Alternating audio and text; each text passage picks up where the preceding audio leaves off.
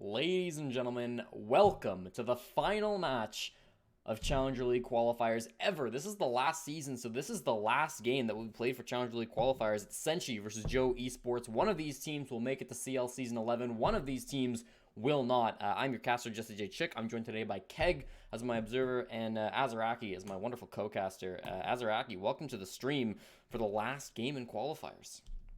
Hey stream, it's good to be back. I'm super ready to watch these teams, and again, this is the elimination versus the basically getting into CL. So these teams are going to put everything on the line, and that's going to be super exciting to see. It's Joe Esports versus Senshi. However, you'll notice there's no Senshi on your screen. They're going to be playing under the name 4KZ tonight. That is because their former coach, KZ, has come down with cancer, and they've dedicated this match to him.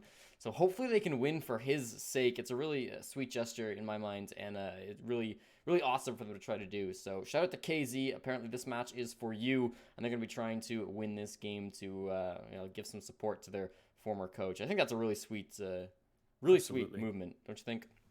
Yeah, 100%. I always like dedications like that. I've seen it in esports a bunch of times, and I think a lot of people underestimate how much gamers can actually just get together and support something like that. And there's definitely a lot of fighting, but every now and again, there's something that does help unify people. See, esports aren't that toxic. There's a lot of good in this community, and it's always nice to see that played out, especially here. It's such an important matchup. I mean, this game was already one that both teams were, so roaring to win, but just put some extra little pressure behind that, I suppose, extra little motivation, and yeah, I mean, it's really awesome to see. Senshi versus Joe Esports Clubhouse is going to be our first map tonight. We're then going to go over to Cafe, and if we need it, we're going to be going over to Coastline afterwards. And 4KZ, despite the fact that them repping their former coach like that, they are going to be walking into this as the underdogs. I think in most people's minds, they were 15th seed walking into these closed qualifiers, so they kind of barely scraped on in. They've had some upsets already, though. They've been playing really well these closed qualifiers, so I certainly think they can pull things out against Joe Esports, who were one of the favorites to make it into Challenger League qualifiers, and of course are looking to do so right now. Yep, and it seems like we are ready. All the players are in the lobby as well, and I gave Jesse an over/under whether we'd start 9 minutes late, and he said under, and it seems like we're about 1 minute over, so it's super close, but no luck. Luckily, there was no money. There was not. Ladies and gentlemen, this is Senshi versus Joe Esports. Clubhouse is our first map, and I was wrong on how late these guys would start. 10 minutes, though, that's not too bad. I'm glad to see people are on top of it. This is, of course, the last match, so the only match we're going to have today means that we're going to be live for 2 or 3 hours as we go through this best of 3. The first ban on Clubhouse is going to be a Maverick ban, which is relatively standard. I wonder if Thatcher's going to go, because we saw this earlier on in the qualifiers. No, it'll be Habana instead. But there was an interesting game I watched 2 days ago where both Maverick and Thatcher were gone, and it was really difficult for teams to open like CCTV hatch. Not going to be what we're seeing today, though.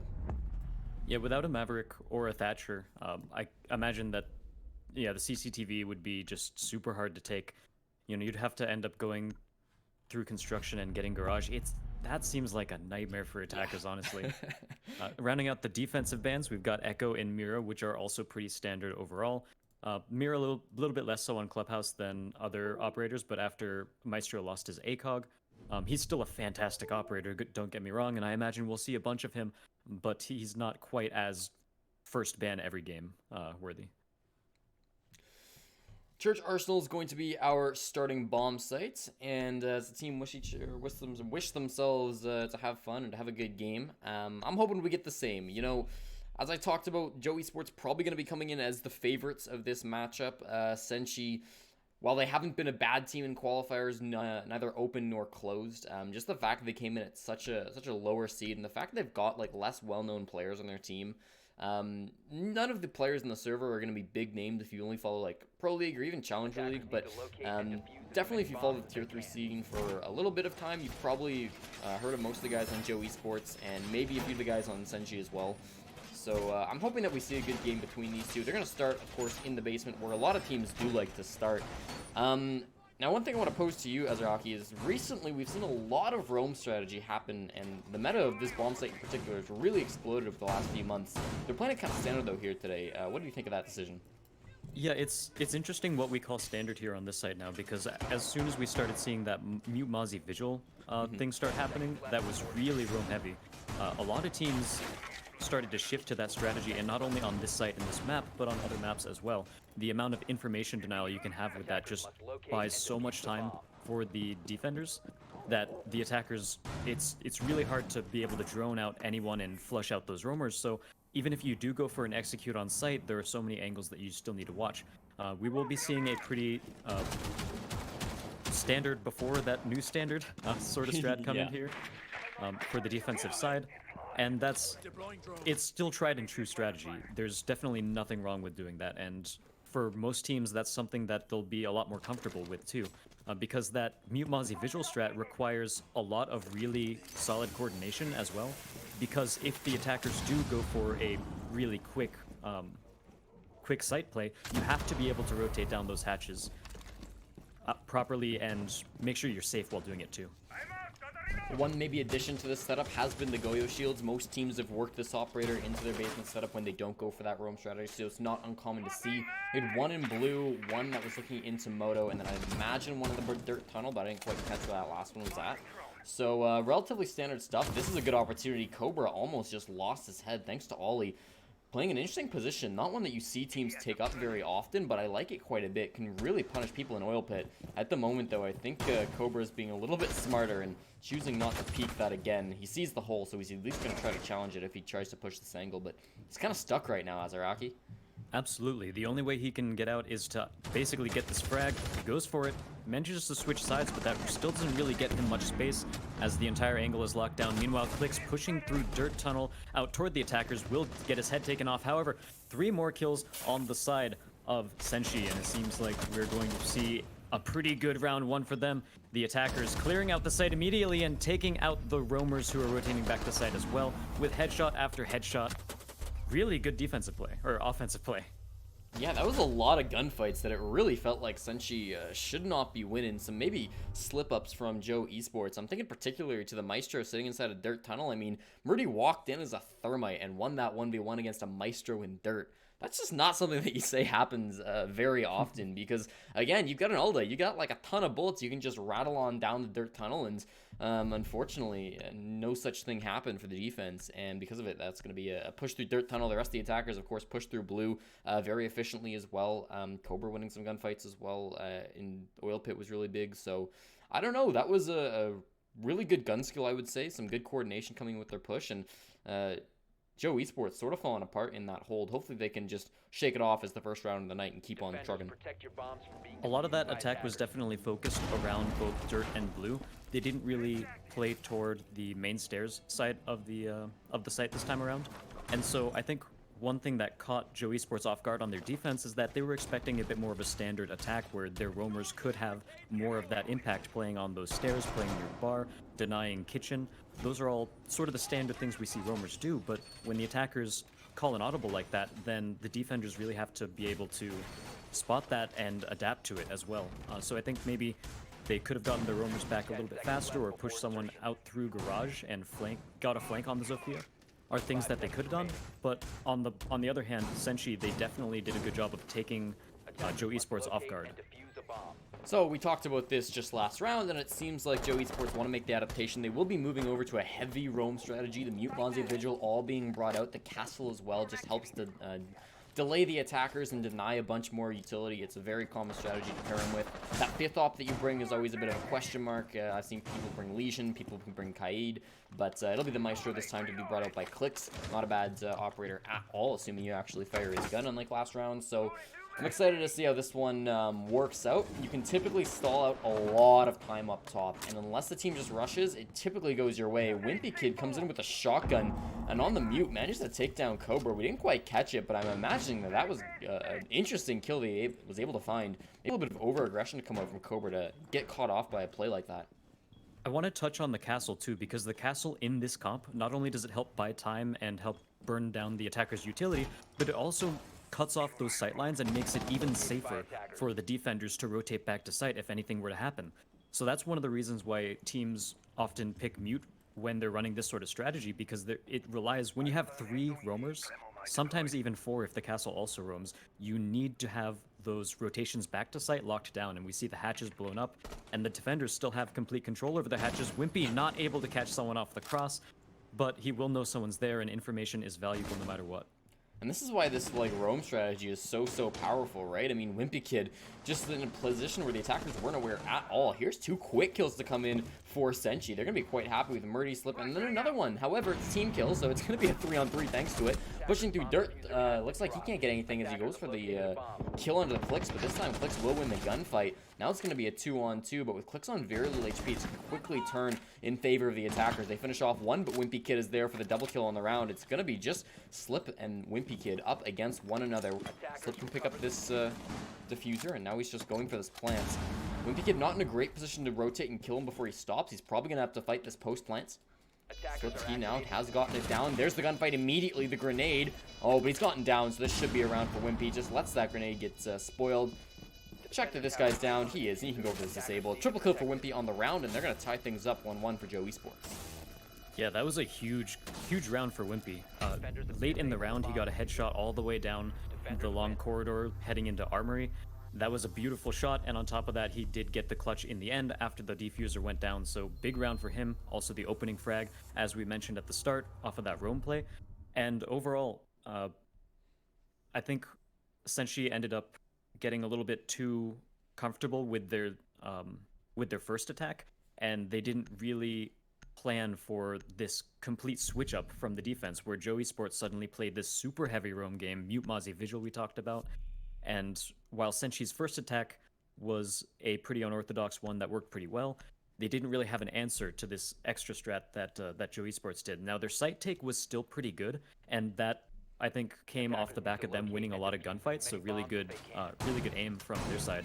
It just ended up being Wimpy to take it back into his team's favor. And we've seen Wimpy have a lot of good moments throughout these qualifiers. I don't know, I've casted that good guy quite a bit. Very nice on one hand and a very good gunner on the other.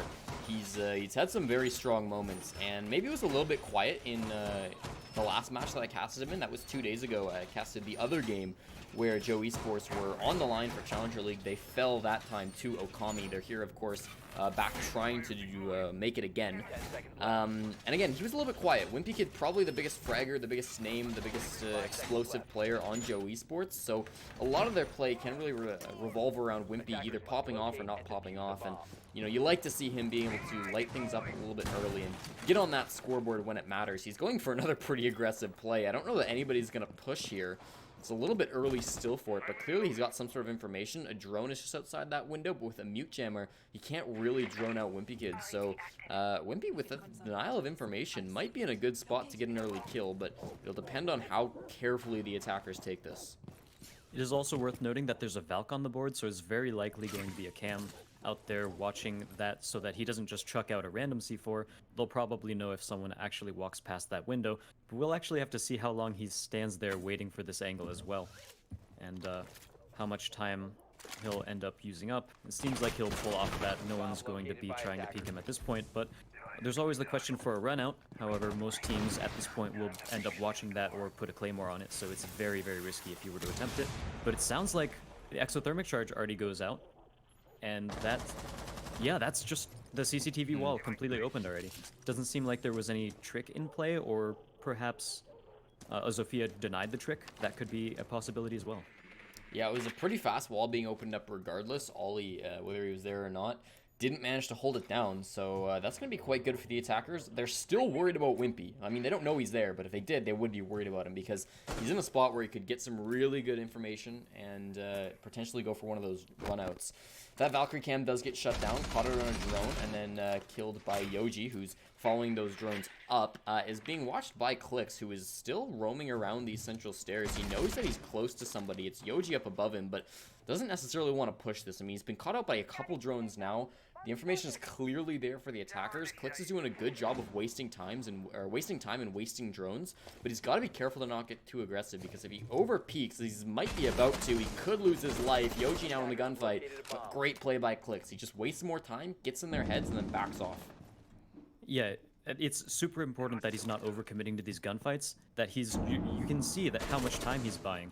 Yoji is still trying to drone him out, trying to peek this angle slowly as possible. He doesn't want to go down the stairs yet, so he can't get that map control for his team. Meanwhile, 2 kills over on the side of Senshi to start out the round with 36 seconds remaining. There's not too much time left to execute, but in a 5v3, I'd say they're pretty comfortable. Yeah, they're looking pretty good to get on in here. They've got Wimpy down below that they might have to worry about, who's currently in stock, but if he just lets all of his teammates die, then he's not going to have a huge impact on this round, assuming that Nitrocell doesn't hit. His teammate Geo will fall, but with a shotgun down below, he will find a frag. Rethink got one at the same time, so that's 2 attackers down, but unfortunately, as I mentioned, it's only Wimpy down below, and the C4 did miss. He's still got the shotgun. He's looking for the planter, but he can't quite find it. Got some pings from his teammates, but he's going to need to go for this rotate and win the post plant. Very unlikely for him to do so with just a shotgun in the SMG-11. He's really going to be fighting an uphill battle. Moves into garage, knows that he's going to fight a gunfight up above him, loses a lot of HP. At the meantime, Murdy's running away. Everybody on the attacker just getting into really strong post-plant positions. They allow Wimpy into the garage. They're going to let him move on up, but again, they're just baiting him into a trap. Half that time with the diffuser already being wasted, so Wimpy Kid's going to really have to get a move on if he wants to win this one. And a beautiful beat from Cardama will close out the round. Senshi take the lead once again, and it's 2-1. And we see it all the time against fraggers like Wimpy. When you're left in that 1vx situation, if the attackers in a post plant get too aggressive and start to peek the defender and try to just win that 1v1 battle, then oftentimes that can pave the way for a comeback. That can be a 1vx that the defender wins. And I really like the fact that Senshi played it patiently, made sure they sat back, held angles, and not even hold angles. They held so far back that all they needed to do was hear when he jumped through the window and then peek him. So really not giving Wimpy any chance to get a frag before he makes a big move into sight. You can tell that Senshi have really prepared for this matchup. They're feeling good. No doubt most of these teams had relatively long warm-ups. I mean, in the last couple of days, you've had to be a little bit worried about burnout. The first day we casted on this channel 6 maps in a row, so of course the teams were playing 6 maps as well. That was actually Joe Esports who played 6 and then ended up losing them in the end. But it can be long days. Today's not going to be quite as long because it's the only game that's being played. We've only got a maximum of 3 maps. I'm matching teams who are coming into this relatively warmed up, and it certainly seems that way.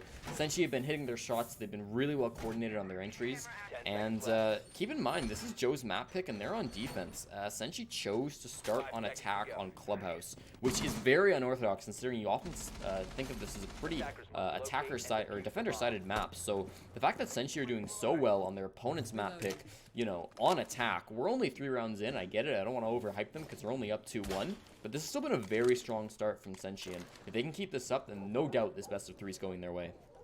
Yeah, and like you mentioned, there's a lot of context in that 3-1 or that 2-1 as well, being the 2 rounds on attack. And so far, it's not even like Joe was forced to go to an offsite. They didn't have to defend the gym bedroom site. They were able to stick on these 2 comfortable ones the entire time, and they just haven't really found their footing on defense. So that's definitely pretty telling so far. But of course, the momentum could swing at any moment, especially as you said. These teams get a little bit more warmed up. Perhaps we'll start seeing Joe start to take more and more gunfights and take more and more headshots along with that as well. And so now we're just seeing the classic Bandit versus Thermite matchup here, where they try to out-trick each other and basically get this armory wall open or completely deny it. Already, I think Ollie's wasted more time than he did in the last round, so he's at least finding a success there. It was a very fast open from Senshi. There goes the Firebolt, and it will counter the C4 that Wimpy tosses out. Neither really hit. Wimpy hits the SMG-11 shot. That's good, too. Eventually takes down the Capitao, so, I mean, a little bit of that utility used already, but most of it wasted, and a good gun off of the field as well. So, great play by Wimpy Kid to open this round up to maybe push this into a 2-2 scoreline. Clix is going through a long rotation through Strip. He could be going for the spawn peek, but now he's sort of coming back, so maybe it was called off, but he is in a strong position to spawn peek if the other team's not aware. He could always go back to the position inside a Strip club, so keep an eye out for him later in this round in case he tries any shenanigans. At the moment, there's only 3 players on the bomb site, but there's not a lot of movement from Senshi, so that might be just fine. And Senshi, yeah, they're definitely on the back foot here because, as you mentioned, the Capitao, his utility is super important. And that's especially true when you're trying to execute, because you can cut off rotations with the asphyxiating bolt. You can smoke off any lines of sight and let the planter plant in relative safety. Wimpy will peek around the corner and get one more kill. That's the second for this round, but he gets shut down as the refrag comes in from Kardama. And Senshi, they are taking things slightly back in their favor, but they are still quite far behind as 30 seconds remaining, and they don't have control over sight quite yet.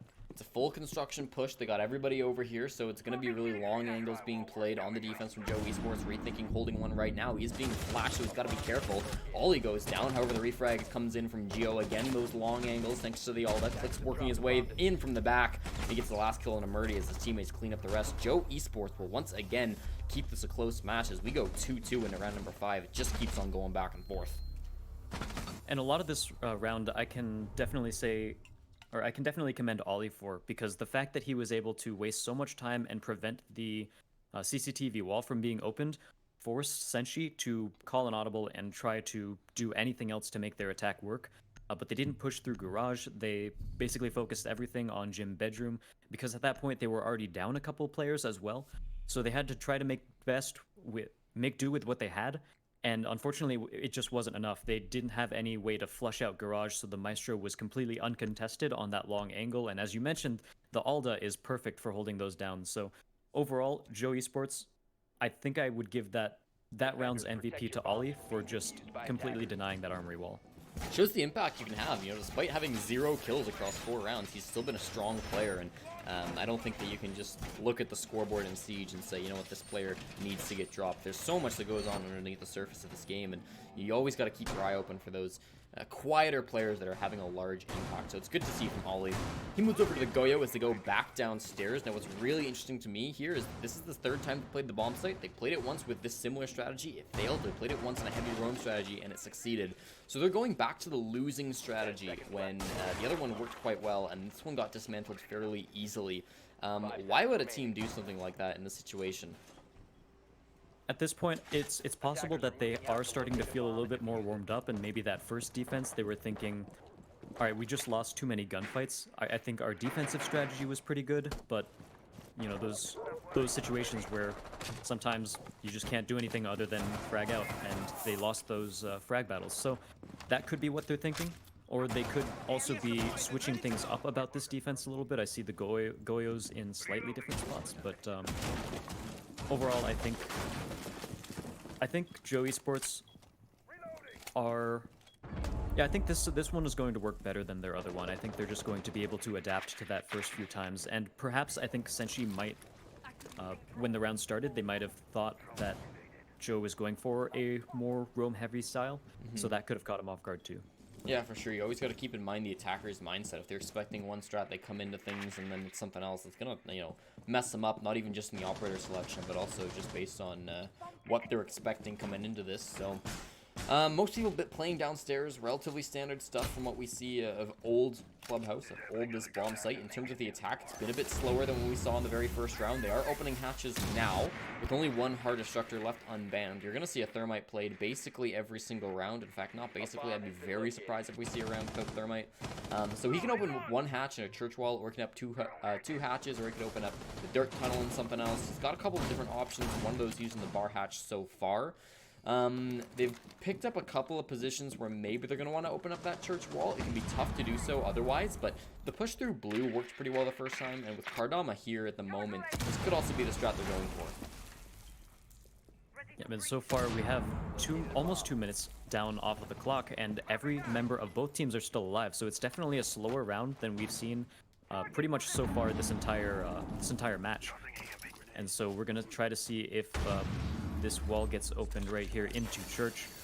It looks like no one's going to be trying to trick it. Actually, they might. Where's the Kaid?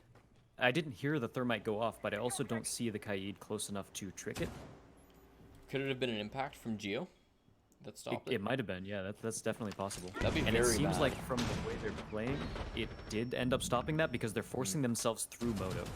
Yeah, 100%. They are not able to go through that church wall, so Wimpy's got a really keen angle. Those toxic babes are really going to hurt them as well. He's going to run through this fire, and a crossfire being held from blue. One player goes down on each side. Wimpy Kid's popping off, but Geo as well is there. Cobra now the last alive with Murdy. They're going to try to work their way in, but it's so tough. Wimpy just peeks again and finds Murdy. That's Diffuser on the floor. Cobra now alone in a 1-on-4, and he's going to need to find these players. He's getting flanked by Wimpy Kid as well. This could be it as Wimpy wins this gunfight. Well, it's a trade, and that'll be good enough. Joe Esports take round number 5, and for the first time, take the lead in this series. Yeah, and this is sort of what we expect more toward the defense, where the defenders win more on their half than they lose. And now Senshi, they do still have a chance to even it up 3-3, which would be pretty much a win in their book, because for the most part, when we see Clubhouse played, it's usually the CCTV cache and the Church Arsenal sites. You win both of those, and then you lose the third site, usually Gym Bedroom, and then you just repeat the process over again, and it ends up being a 4-2. This time, we're also in an interesting situation where Joe Esports, the fact that they lost the first couple defenses on each site, means that their last 2 victories have been on CCTV Gash and Church Arsenal. So now they are going to Gym Bedroom, which is a site that a lot of teams don't end up preferring here, and Rethinking actually reinforcing between these walls at the very start. So that's interesting. Seems like he wants to get a little bit of extra safety from anyone playing through the playing outside that window looking in. That'll allow them to rotate a little bit better, but it also gives the attackers a place to plant. As you can see, we have the floor not the floor, but the bottom of the walls broken between Gym and Bedroom, and what that does is basically when an attacker goes in to plant the diffuser, you can pretty much always see them no matter where they are. But with that reinforce, there is now a spot that the attackers can plant in. So it's definitely a risk-reward strategy there, and they seem to opt for the safety and rotations over the plant denial. This is a bomb site that they've been hesitant to go to so far for Joe Esports, but I mean, again, they're a very competent team. They chose this map. They no doubt have strategies set up for it, and I believe they played it yesterday as well. So they should be relatively ready for it to pull out a defense. Sometimes you'll see teams pull this out a little bit early just to trick up their opponents. You know, if you're bringing a castle, it could be nice. Catch your opponents off guard if they don't bring a sledge or something like that. No soft destruction. It can provide a couple of advantages for you, but at the moment, it's very obvious what's getting picked. So, of course, Senshi are going to know what they need to bring up against Joe Esports for this lineup. You've got Wimpy Kid playing down below. He's using the ump, which is a questionable move in my mind because he's been your biggest fragger so far. But hey, if he can frag it on the ump, then why not give it to him and let him roam free? He's certainly not in a position where, you know, he is super crucial to this attack or to this defense. If he dies, then it's not the end of the world for you. You've only really lost a gun. So I kind of like that he's going over there. Take a look at this one, though. Rethinking in a great spot, and he will get the peak. Cobra falls just outside of that jacuzzi wall, and that is a very long rotation that we see get played every now and again. Great job from Rethinking to have both the aim and the game sense to be able to get that kill. Here's another one. Slip's actually going to take a ton of damage from Wimpy, who also takes a bit from himself inside of CCTV Cache. He'll rotate away now, but the fear that's been put into his enemies' hearts and also the damage done is going to be well worth it. As I say that, his teammate is going to go down, though. Yeah, and that's actually a refrag as well, technically, and I have to imagine it's on the stairs. It's when he was trying to rotate back to site, so a really good job by Senshi to cut off that rotation and make sure that the Jaeger couldn't get back to site after he went for that cheeky play with the pick out from dirt. And so beyond that, we see Kardama take down Wimpy. That's a headshot onto him, and that is, again, that star player we talked about, the big fragger going down. Ollie will frag out onto Murdy now as well. Sly's on pretty low health. We have a minute left on the clock, and the attackers have a decent amount of map control here, but Clix has something to say about that. Gives away his position, but doesn't quite get a kill yet. C4 goes out, not going to get anything. He's still trying to challenge this angle, and he will manage to take down Yoji. 2-on-2. A lot of players downed as well. That's going to be it. Yoji and Cardama with the last couple of kills. KZ are going to take round number 6, and they will force a 3-3 split. Not a bad one at all from them. I think you take a look at how that round sort of fell apart. I mean, there was a lot of picks coming out, a lot of peeking happening from Joe Esports. Both you had Rethinking down below inside a dirt tunnel, and then of course Wimpy and CCTV. They both got kills and then later died, so there were a few players on site to hold on from that push, but there were also a few players who were pushing, actually pushing the bomb site. You saw Murdy go down a little bit earlier in the push, maybe right before that push came on in. But still, there was some good gunplay to be able to come out from Slip and Yoji that ended up winning that round for them. So, I mean, great push on into Gym Bedroom, and then you force a 3-3 split. I think you're going to be quite happy with that. Yeah, 3-3 is definitely a good way to end a half on attack on Clubhouse. And going back to that round, I did like at the beginning how much Joe Esports put pressure on Senshi before they even entered the building.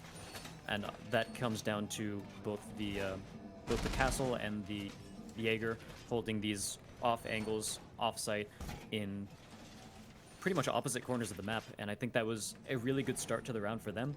However, Senshi did a great job of basically buckling down, countering those roamers, making sure that they couldn't get back to site, flushing them out one by one, and then at that point taking the execute. So a really good play by Senshi, not to panic, not to overreact, but play it by the book and cut off those rotations. So again, we're going to be moving over to one of these standard heavy roam strategies on Clubhouse, the SSG strat as it's sometimes called. You got your mute, you got your mods, you got your vigil. The introduction of Slippery on the Valkyrie is one that I'm not sure I've seen being brought by a team just yet. You're adding in hyper aggressive. You're even bringing the Legion, which is probably going to be sitting down in the basement, but certainly could go for a roam if it really feels like it.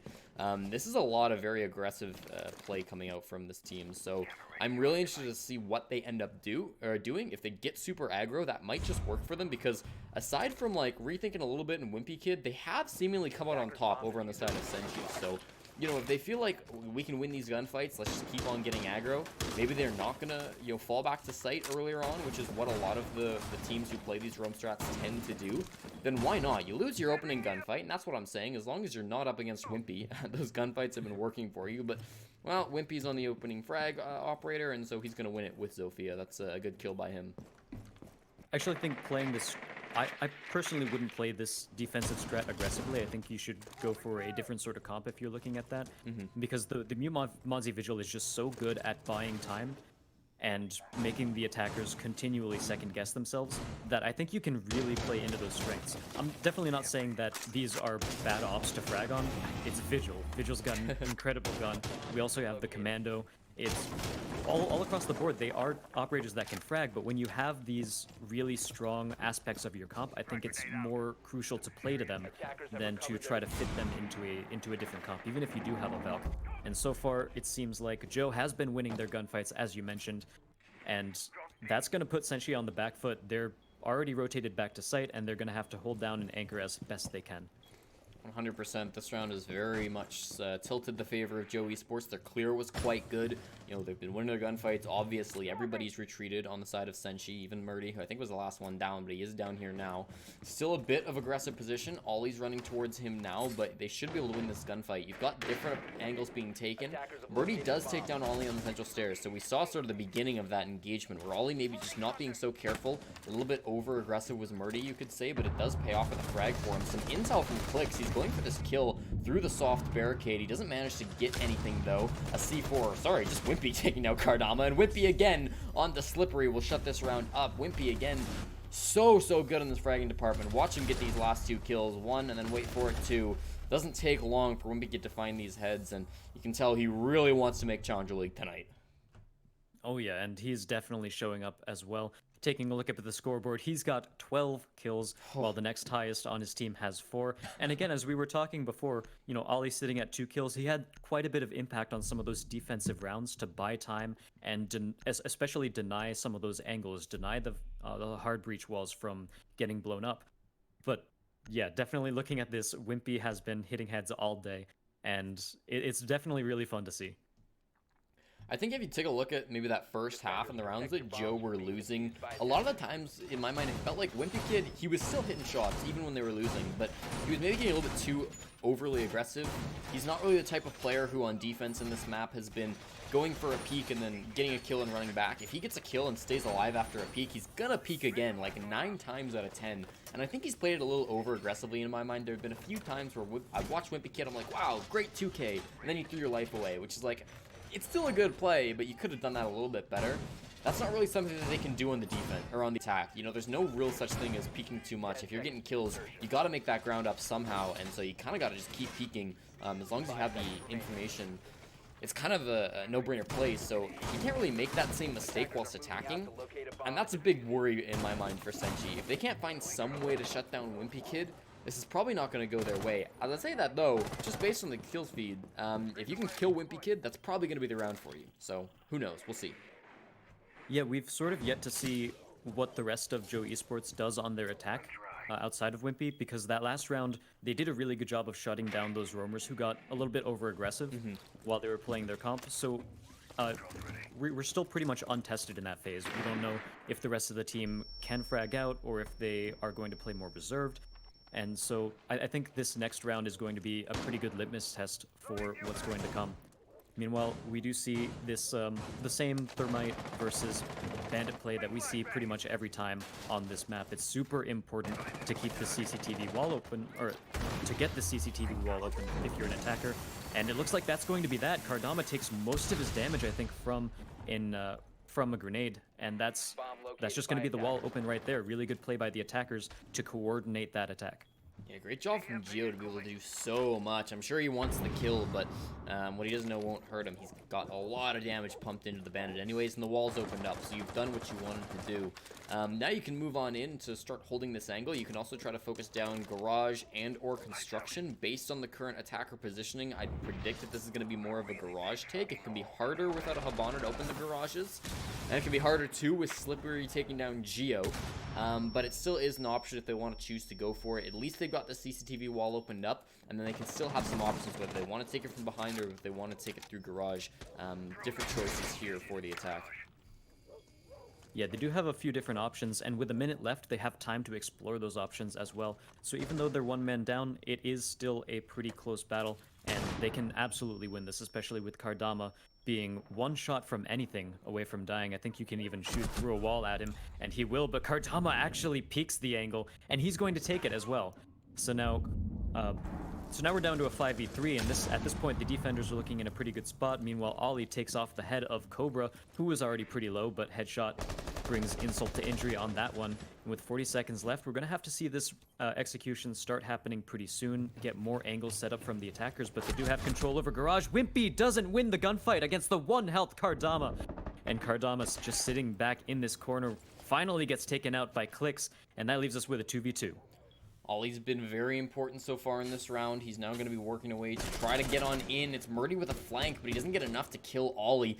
Slippery, meanwhile, is inside the bomb site trying to stop this plan. It's going to get started, but it's stopped. A rush into Cash. Can they win this one? Ollie does take the gunfight, and it's a triple kill for him on the round. Murdy could walk on in, but he just gets pushed instead. Ollie with a big 4K for Joe Esports will propel their lead even farther. It's going to be a 5-3 scoreline, and what a round from Ollie. We were asking if the rest of this team can step up, and clearly they can.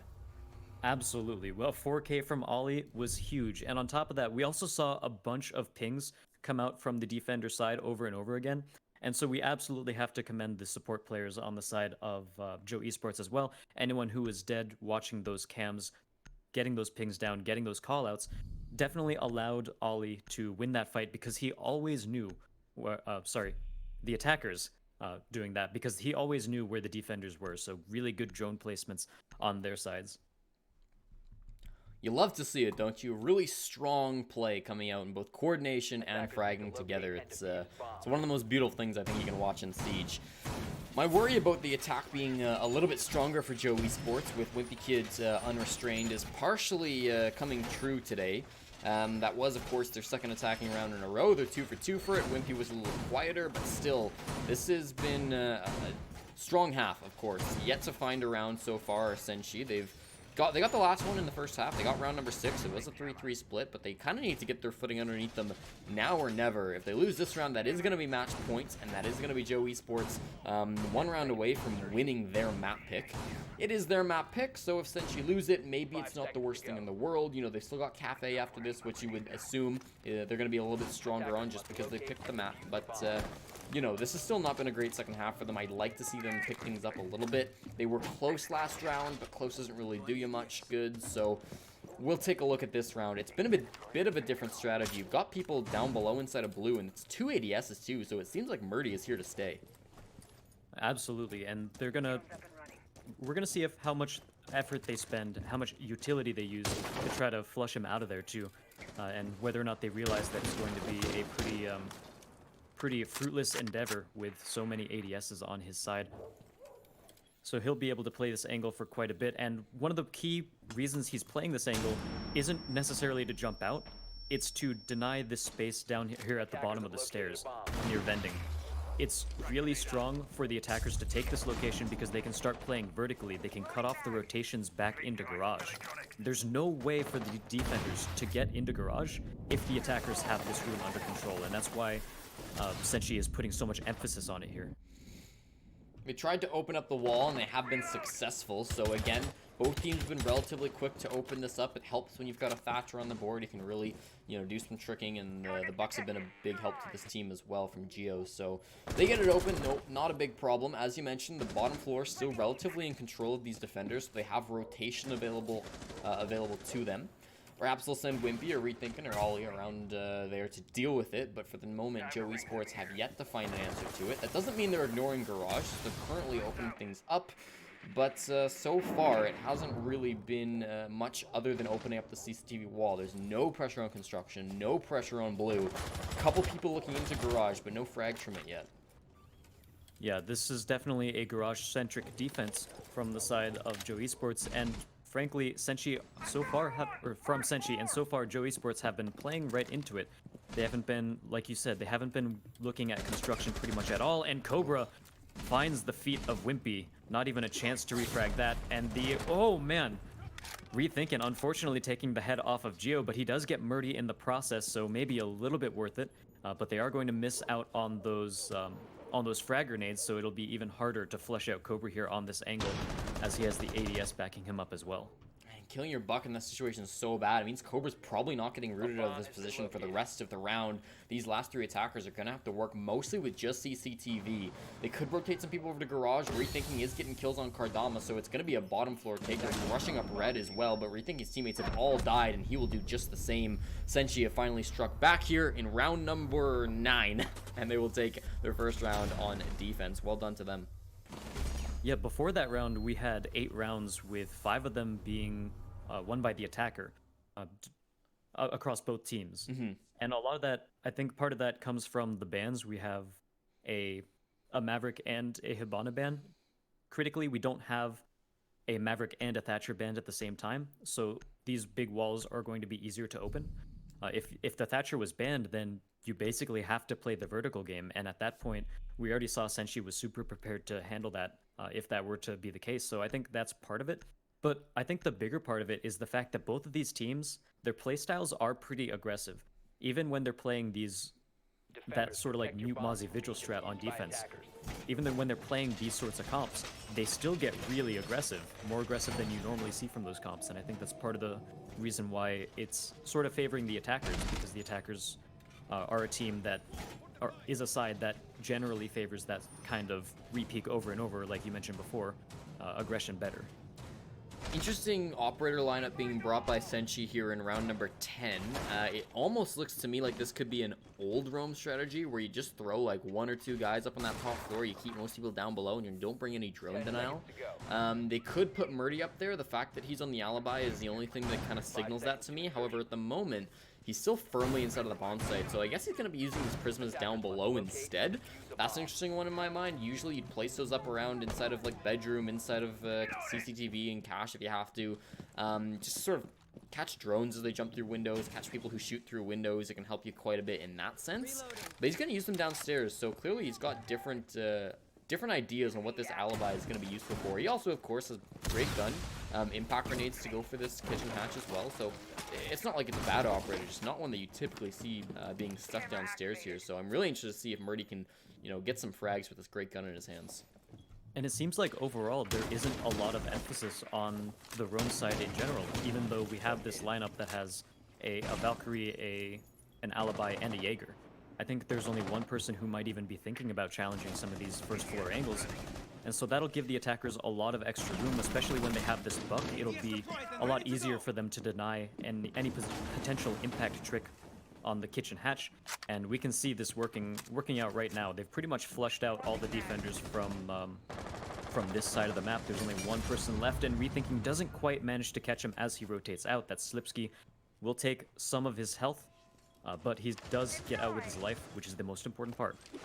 Being very cautious opening up this kitchen hatch. Of course, you really got to be careful when you only have a thermite on the board. You cannot afford to waste any of the hard destruction. The first time is successful as they open up that kitchen hatch, so no longer going to be a worry for them. Actually, he's used both of his exothermic charges. I wonder if the last one was used on blue hatch, because Moto hatch looked closed. Yeah, you can tell it is, just based on where the defenders are playing. So he either had to waste one of those exothermic charges, or they used one to open up the blue hatch. Either way, not great use of those exothermic charges, I would say. You could have possibly also opened up the garage, or not the garage tunnel, but the tunnel. Would also be his other use. I'm worried if they only have one drop point, though, that this could just be an attack that gets slaughtered as they push into site. It is very hard to attack this without having the moto hatch open, because the moto hatch denies a really crucial angle. Any defender who's playing in moto right now can deny anyone who's trying to push in through the main stairs, and the thermite wouldn't be able to challenge the even if he had an extra thermite charge left, he wouldn't be able to challenge the church wall if there was someone playing moto. But it does seem like we have a drop. Several people drop, actually, as Clicks gets the first kill. Wimpy manages to pick one up as well, and Ollie takes out Kardama, leaving two defenders on the board, and that's actually going to be the round as Joe Esports hot drop kitchen and make it work, and they make it work big. In one sense, I was right. They did drop kitchen hatch, and a team did get slaughtered. I just said it was the wrong team. So, yeah, they kind of dropped that hatch and killed everybody. Wimpy, Ollie, everybody was participating in that. There wasn't really one player who just dropped and got everything. They were all watching different angles. That's can be maybe the coordination in that can be hidden a little bit, because teams, if you just all drop and you're running around with like chickens with your heads cut off, it often doesn't work your way. But clearly it seemed to me that Joe Esports were dropping and they knew what they had to watch out for. Different players went different directions. They were able to all win their gunfights, resulting in a flawless round for Joe Esports, pushing them to match point. I mean, just a really well executed drop, and you're worried if that doesn't work. Obviously they lose the round because you've got no backups. You can't go through moto, you can't go down main stairs, you can't open church wall, you can't go through dirt, assuming that was closed. You have no other options if you're Joe Esports. But they put all their eggs in one basket, and that basket really won them the prize. Well done from Joe Esports to be able to drop and hit those shots, because that's not something that every team can do. It's very important that you mention how many different attacker angles are closed off by only having a thermite on the board and only having one source of hard breach, because you can get the kitchen hatch and moto hatch open, and then you can't get the church wall open, you can't get dirt open. So there's a big trade-off there, and I think in some cases it might actually be better for the attackers not to open the kitchen hatch and just use kitchen as a way to deny angles, and make sure you get the moto hatch open and play the combo between having moto hatch open and opening the church wall, and you having those be your two exothermic charges is a very strong one as well. Of course, as I was mentioning last round, having moto hatch open denies anyone from denying the church hatch or the church wall from getting opened. And once the attackers have control of that line of sight into church, it's super hard for the defenders to retake it. So that's one option. But again, as you said, if Joe Esports are feeling their gun game, and it seems like they definitely were that round, then they can just hot drop kitchen and make it work. Another hold down inside of Church Arsenal, a similar hold as well. It's again not going to be a heavy roam strat. You brought some different operators. The Pulse being brought out, it's an interesting one. He wastes his C4, so that's not going to be a kill resulting from that one. That's just Murdy swapping off of the Alibi, so maybe feeling that didn't work too well for him. which is fair. Again, it was a perfect round for Joe Esports. You kind of want to change something up. Those Legion mines up on the top floor are going to really, A, slow down the attackers, but also let the defense know, you know what, there's some players playing up top here. We got to watch out for this kitchen hatch. They're going to use one exothermic charge on that dirt tunnel, so if they don't manage to successfully open the kitchen hatch with their one and only exothermic charges, they're going to be kind of screwed. They're going to be kind of rushing down dirt tunnel, which is not typically what you want to be doing, but they have something else open. They can put 1 or 2 guys down there, and worst case scenario, you at least have a second point of pressure. It's going to help quite a bit, and that impact trick, did it work? It doesn't look like it did. Okay. That's good if that gets opened up for the attackers, because again, that's basically round over if they can't get through kitchen. Yeah, they're good. Yeah, they've definitely forced their hand on this strat, and it has worked out for them so far.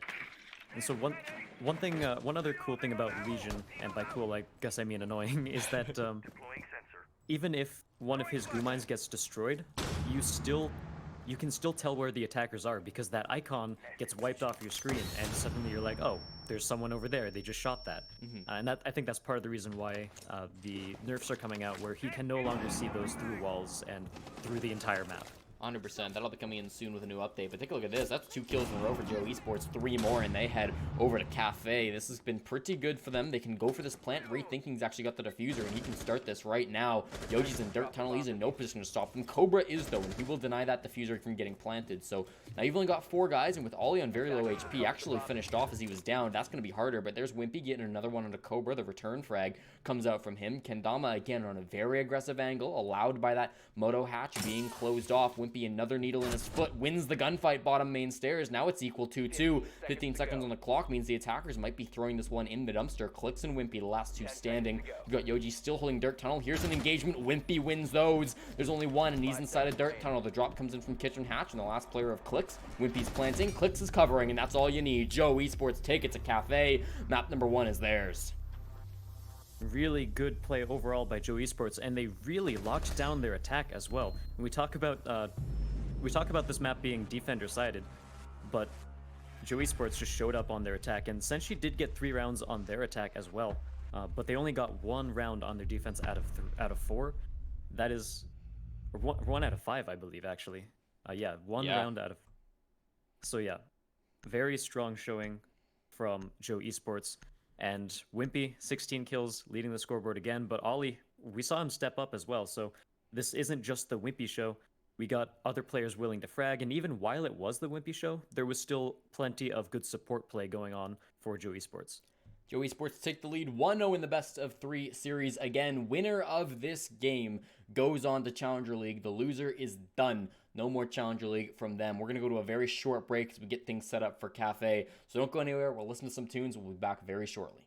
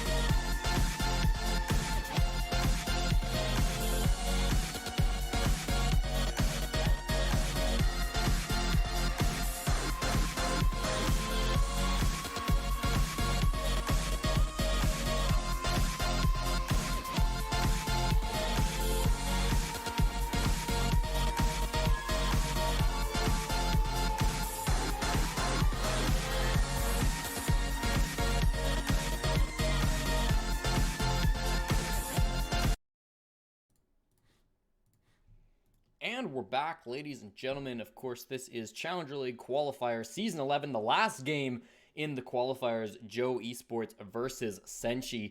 First map went in favor of Joe Esports. Probably the favorites coming into this matchup. I'm again going to be your caster, Jesse J. Chick, joined by Keg observing for us, and Azaraki is going to be the co-caster tonight. We saw a relatively strong first half of that last map, but then the last half kind of slipped in favor of Joe Esports. What are you expecting for Cafe, Azaraki? So Cafe, both of these teams have shown that they're pretty aggressive, and both of them can win their gunfights. So in terms of the strategy, I think I did like seeing Joe Esports. I think their defensive setups were a little bit more varied, whereas Senshi typically stuck with more common, more default things. And I think that's going to lend itself better to Joe Esports, where most teams at this point have probably practiced playing against those very standard setups. So I think the team that can be a little bit more creative on defense is the one, or not even creative, but just more varied on defense, is the one that will probably end up taking it. So I think I'll probably give this one to Joe. All right, you're expecting the quick 2-0. No support for Senshi, I'm hoping for a game 3, of course. Of course. Yeah, Senshi, the underdogs are down 1-0 so far. They are labeled as 4KZ tonight because they are repping their former coach, who does have cancer, and they have dedicated this matchup to them. So down 1-0 early, they're hoping they can make the comeback, do it for CL, do it for their coach. That is the dream here today. And as we get ready to load into Cafe, we'll see if they can do it or not. Again, this is going to be the map pick of Senshi, so they should fare a little bit better than what we saw from them over on Clubhouse, which was, of course, the map pick of the other guys, Joe Esports. Let's load in now, though. Joe Esports versus Senshi. Azaraki, let's take a look at these bans. Yeah, so a lot of times you'll see more of a standard set of bans on Cafe than something like Clubhouse, where Clubhouse you're really going to focus in on those hard breaches and the ones that help those hard breachers. But Capitao first ban is going to be a very, very common one on most other maps, and I think especially on Cafe, where there are a lot of line of sights where you can smoke off, and a lot of ways that you can go for a plant inside of smoke, because there are so many places you can plant on most of the sites here that there isn't just one default spot that you can pre-fire even if there's a smoke. It's interesting the difference in bans we see between different maps. Of course, neither of those attackers were the same across the last map. The defense is, of course, the same. It's Echo Mirror. That's relatively standard stuff. But instead of taking out those hard destructors like you did on Clubhouse, you're going to remove more of the supporter operators, I would say, from attack. You're taking care of Jackal and Capitao, who can both sort of watch those flanks. Jackal also strong for, worrying about players inside of sights. Capitao also for denying plants and forcing people out of positions. So very different bans, if nothing else, which you like to see coming out on a different map. Double hard destructor, I wouldn't say would be the craziest thing, but it would be a little bit less common than Clubhouse, which we typically see a lot of those hard destructors banned out. And I think this map is one that you can make a fewer amount of hard breachers work, because there is so much soft destruction on this map. You can play pretty much between the second and third floor almost completely vertically, and we already see that coming into play as we have a Buck and an Ash on the board, both very good operators at playing vertically, and we will be seeing a reading room as the first site for the defenders, and that means this top floor is going to be very much in contention between these teams as the defenders try to deny those vertical angles. Meanwhile, if the attackers manage to get Buck and Ash up there, just open up every bit of floor they can, then it'll uproot the defenders and allow for a pretty easy plant, even when you don't have those smokes, considering you have 4 smoke grenades, 2 of them smoke bolts, but technicalities. You got 4 of those banned out, and so smoke plants, like, you're gonna have to bring a gridlock if you want to do that, maybe a Dokkaebi, but Dokkaebi is in a spot where she's pretty good in terms of her utility, but a lot of people, some people can frag out really well with her gun, some people struggle a lot, so might not see her as often as you would like a Capitao, for instance. And to update people very quickly on the broader scene going on right now, of course, this is the last game for Challenger League. There's one other match going down with the exact same implications. That's PogChamp versus Bruh. They also just finished their first map, and it was PogChamp taking it. So PogChamp up 1-0 in their series, just like Joe Esports up 1-0 in this one. The favorites tonight doing quite well, but it's still very early. That's twitch.tv/BennyAU Gold if you want to go watch the other match with Challenger League implications. We'll continue focusing on this one, though. Joe Esports versus Senshi. We're going to go to Reading Room Library for our very first defense here, which I think is becoming more popular. Obviously, teams still prefer that top site overall, but it can be quite nice to start on this first floor, mix it up a little bit in round number 1, and be able to rotate back up top. That's not, of course, something you can do if you're playing on the top floor, because it's not really easy for the defenders to rotate up to the roof. They want to go for flanks or put more pressure on the attackers from different angles. And for the defenders, we see another mute Mozzie Vigil strat, and this is sort of one thing I was mentioning before about variance in comps, and I do like seeing Senshi run it this time. So they're showing off a little bit more of their versatility, and this is a good site for it too, where so much emphasis is on this third floor. Ollie will get the first pick, however, and that's onto Yoji. That's the mute down, so overall, not too much utility wasted, but that is still a good player and one of the best shotguns in the game, for sure, off the board.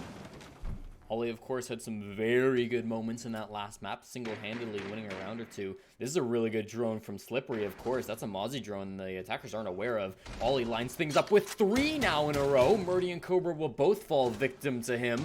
On the Thatcher, the AR-33 just proving too much for this attack.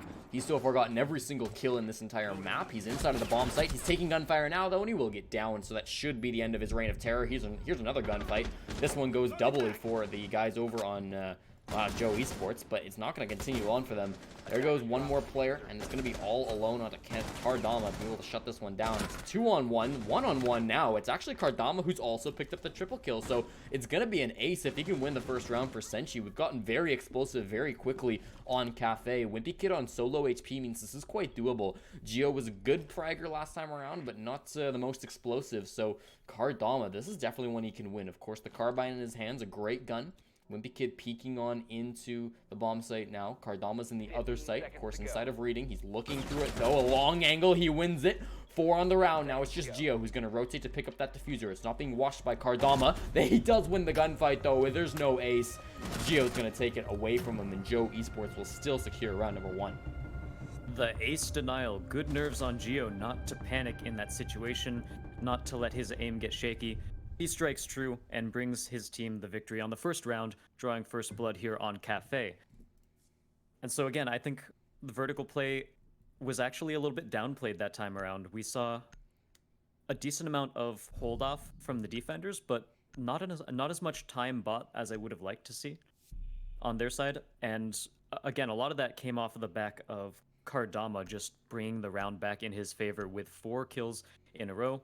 Very strong showing from him, but overall, I want to see Senshi play their roamers a little bit closer to each other, and that way they can get more refrags. They can have a bit more safety in numbers during this sort of strategy.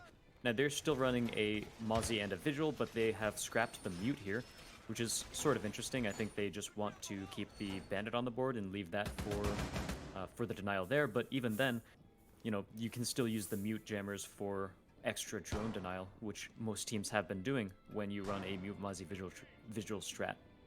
So the main the key players we should focus on here in terms of this defense are probably the Legion and the Valk. See what they do, see how they can bring a potentially bigger impact to this defensive setup than a mute could. There's a lot of roam going on right now, and I think most of them are just setting stuff up.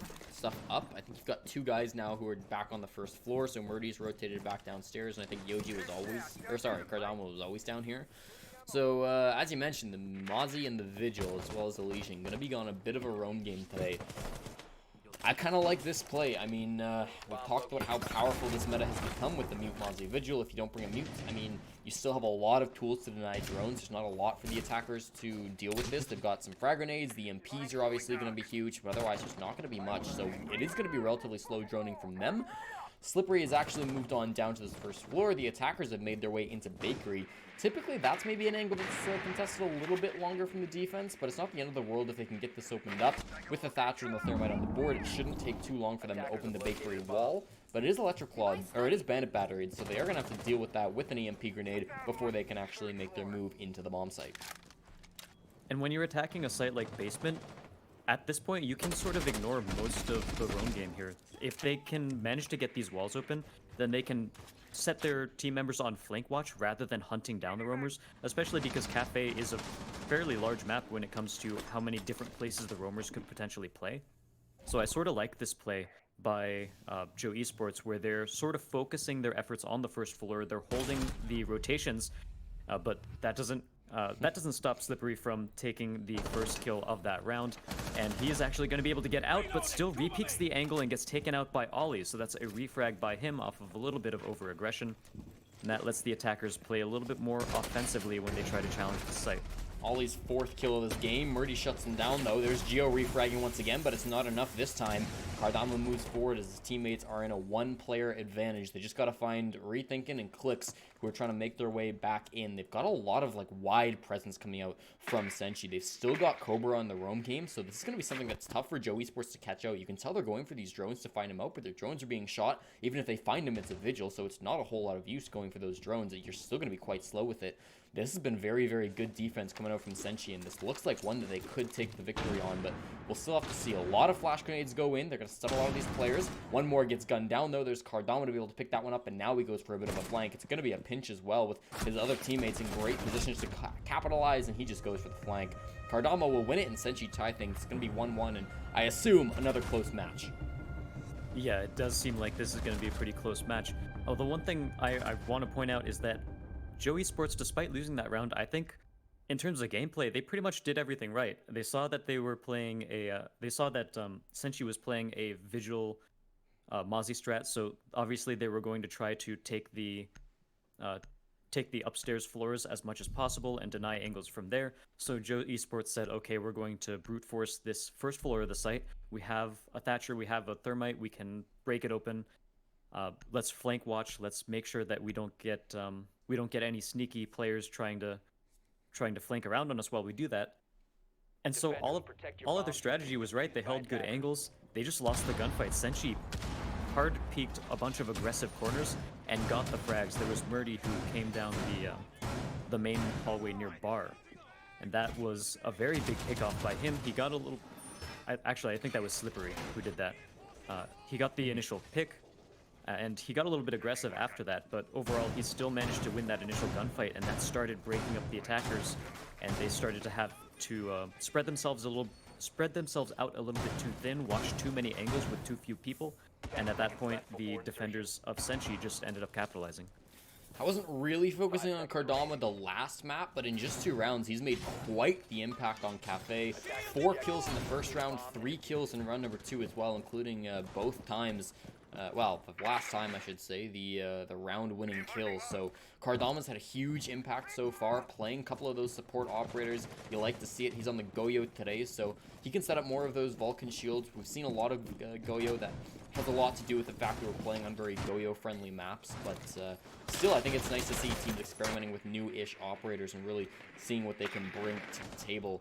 Cardama going to be doing as much work as he can with the TCSG-12 in hand, currently just anchored up at the bomb site. But look at that, Rethinking, the first player to be downed. I don't even know what hit him. Yeah, it sounded like it might have been a TCSG, but Cardama is on, I think, not the right side of the map for that to be the case. Oh. So it's hard to tell just from sound cues who ended up getting him, but they weren't able to secure the frag, so Rethinking is going to be back on his feet. Definitely worse for Ware, however, as one shot from most guns will be able to take him out at this point. So he'll have to be a little bit careful, but he is playing Ash, so a 3-speed operator is the kind of operator who can probably take those aggressive angles, go for peeks, go for quick peeks, and take off the head of anyone he's trying to attack before they manage to fight back even with a single bullet. So out of any operator to be down this much health on, I think Ash is a pretty comfortable one. Yeah, you're probably not too worried about it if you're the boys over on Joe Esports. For now, he's going to hold things down on this second floor. It's definitely been a vertical push, but more so bottom up, which is not typical from what you see on this bomb site. Typically, there's a lot of roof play, but Yoji just waits for Ollie to pick up that window position and kill him with a shotgun, finish him off with a pistol. That's a bit of a questionable play coming up from the smoke. Also, our star player, Cardama, gets taken down by Geo, so this has been a complete collapse. Ollie's back in with a double kill. Clicks is contributing as well. All of a sudden, Slippery is alone in a 1-on-5. He does have a good angle to push on Ollie, but Ollie is not watching it in time. He does lose his life because of it. The call gets made, however, and Rethinking pushes the angle. Joe Esports take round number 3 very decisively from them. You really got to respect that. Yeah, they're pretty much taking advantage of the fact that there was no Valkyrie on the board for Senshi. And part of that means that they had a lot of limited information, especially in terms of what was happening outside of the building. So it is pretty unexpected to have 2 players repel from that side of the map and have pretty much the entire attackers focus their efforts on the bar side of the 3rd floor of the map instead of the piano side. So I think that's something that was pretty unexpected, and for the most part, Senshi just ended up getting caught off guard, getting killed from angles they weren't quite expecting. And again, really good on Joe Esports to get those frags. They've been fragging out all day, headshot after headshot, and they're absolutely continuing the trend here, riding the momentum. And even though Senshi managed to get 1 round, that didn't stifle it, and Joe Esports are still pretty much on a tear. You can tell that Joe Esports really want to win this game.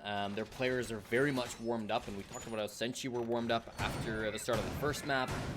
Joe Esports definitely seem warmed up now. They weren't the first couple of rounds. They're definitely showing it here. But you got to imagine Senshi wants this as well. You take a look at their bracket run so far, and it started off against PogChamp, the team that most people would say would be the favorites to make it into Challenger League. And they got the upset very first round. Senshi took down PogChamp. They then did lose their game against Shook Squad to qualify, so they had to run it back through the lower bracket. PogChamp, of course, are on the other stream right now trying to re-qualify, but it's been a long road for Senshi, and they're definitely not used to, or definitely not a stranger to the adversity that they're currently facing in this matchup. For round number 4, it is going to be another hold up on this top floor bar. So interesting that they don't choose to go back to reading ever again after losing it in that very first round. Over on the side of Senshi, they can continue to go for this roam game. Cardama, they're giving him a little bit more of a leash, I'm noticing. He's down on that first floor. Cobra's on the first floor, I should say, and he's on that second floor. So they're really moving their players around a little bit more. If they just want to play the same bomb site, play the same ops, but do it a little bit more flexibly, you know, go around a little bit more, try to win these gunfights, I think that's probably a good idea. Especially on a map like Cafe, where there are a bunch of different places where the defenders can rotate through, and absolutely a lot of places for them to hide, as we see Cobra in a very... You definitely wouldn't expect someone to be right here behind one of the kitchen counters. Murdy tries to go for a long shot, re-peeks the angle too. That's a little aggressive, but there was no one peeking back, so nothing's going to happen off of that one. But Rethinking takes out Cobra. We saw Cobra get droned out there in kitchen, so at that point it was just Rethinking rushing in to take him out. Meanwhile, Slippery gets a frag as well, and that's Ollie going down for the side of the attackers. 2 big players off of the board. I think the drone game being really crucial to find Cobra, but then good answer from Slippery. That puts us into a 4-on-4. You still have roamers lurking around here. Murky was down on that first floor. Cardama hasn't really moved away from this first floor either, so you're going to have to root these 2 out. First floor is nice, but that's not all that you need. You've got a couple of attackers splitting their resources as well. You did see somebody top of red stairs. That's Wimpy Kid, who will be watched and gunned down if he walks through this doorway. Takes the angle, knows that Slippery is there, but doesn't commit to it just yet. He's waiting for his backup. And the backup doesn't seem to be arriving yet, but both teams have decided to push off of the angle, so neither of them continuing to challenge there. So no extra kills right now as we hit 1 minute left on the clock. And so for the attackers, in terms of map control, they are setting up their angles. They don't have a lot of space directly on site, but at this point they're just waiting until they can start the execute. And Clicks, they do know he's behind there. Slippery tries to peek the angle toward the window. Nothing going to happen off of that quite yet. Frag grenade looks like it might go out. There it goes. ADS picks it up, however. And so Slippery is going to be completely safe. Meanwhile, Yoji takes out Wimpy, the star player of the first round, who hasn't had quite as much impact on this one. Gotta Gotta watch out for Rethinking. Geo as well coming up, but Rethinking got 3. His teammates planting. Yoji's all alone. He's on the smoke, which is not a bad operator, but now he's in a post plant. Sees the player vaulting, but it's a bait. There's somebody watching that angle. Joe Esports take round number 4. They're a very well coordinated push. What I really liked about that round was it started off very similar. They went downstairs just as they had the round before, but they met a lot more defenders down there. They, of course, did a 1-for-1 trade, and then what did Joe Esports do? They said, you know what? Let's just pull back. Let's do this top down. And they drew their players out of the first floor. They went to the roof. They went to top red stairs. They went in and got that plant. They went through the windows on Cocktail as well, which was really big. And they managed to just sort of circumvent the adaptations that Senshi had brought in that round, rendering them somewhat useless. I thought that was a great round from Joe Esports. Of course, the post plant was there as well, and in sort of the thick of things, getting that plant down. They weren't too rushed for it. You could tell that they were waiting to get that plant down. They didn't want to get too aggressive and lose Clix's life because of it, but I think they timed it really well. They managed to hit their shots, of course, and some really good adaptation to the counter adaptation that was brought out from Senshi. And with only 3 minutes per round, it can be very hard to call for your entire team to basically switch up its strategy, pull out of the building and just attack from a different angle. But the fact that there is only 3 minutes in each round also makes it less expected for the defenders. And as we saw, there were still people who were trying to rotate back to site by the time Joe Esports started pushing in through the top floor, and so they were understaffed. They weren't able to hold as many angles as they wanted, and Joe Esports managed to get inside the building in multiple different locations without pretty much any contesting at all. And at that point, the execute happened beautifully. They got headshot after headshot, most of that from Rethinking, but the rest of the team has to be commended for that as well. So overall, really good call that you pointed out there. The kitchen opens again, and they're going to head back down there immediately. This is the only bomb site so far that Senshi have been successful on in round number 2. Again, it's a relatively standard attack from Joe Esports. They're inside a bakery. They're inside a bakery quickly, and it might just be a rush. They will drop the diffuser, though, as Click's the first one in, and the first one dead. Birdie's able to hit that headshot on the Valkyrie, so the MPX coming in big for him. They're still going to be able to halt this, though, and the attackers slowing down a little bit is really good for the defense because I don't know if they necessarily had enough players there. There's another great shot, this one from Kardama. He takes down Ollie. Wimpy Kid is showing up, but one is unfortunately a team kill. That's not great for you. You've got to deal with this upstairs pressure, and it's too much as Yoji finds the head of Rethinking. Slippery finding the last one, and Wimpy Kid as well. So a very fast round. I don't think you talked it all through it, but that's okay. Senshi will pick it up, and it's going to be at minimum a 4-2 split. Yeah, that round was pretty crazy. I think for the most part, the plan was to double down on that attack that worked in Bakery the attack that almost worked in Bakery that other time, where they managed to get a bunch of map control down just from playing straight onto site, playing the first floor, not worrying about the roamers.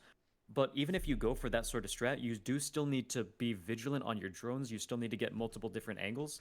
And when you're going for a hard rush like this, one player who's on top of their game and landing shots is going to shut that down completely, especially after the first kill.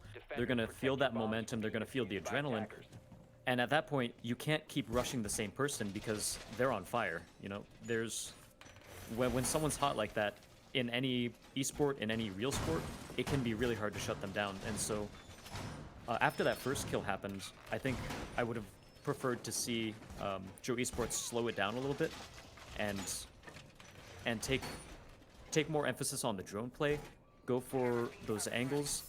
The fact that they were executing on the first floor site and not worrying about the roamers meant that the roamers had to come back to site sometime within the next minute, so you can potentially catch them out on the rotates there.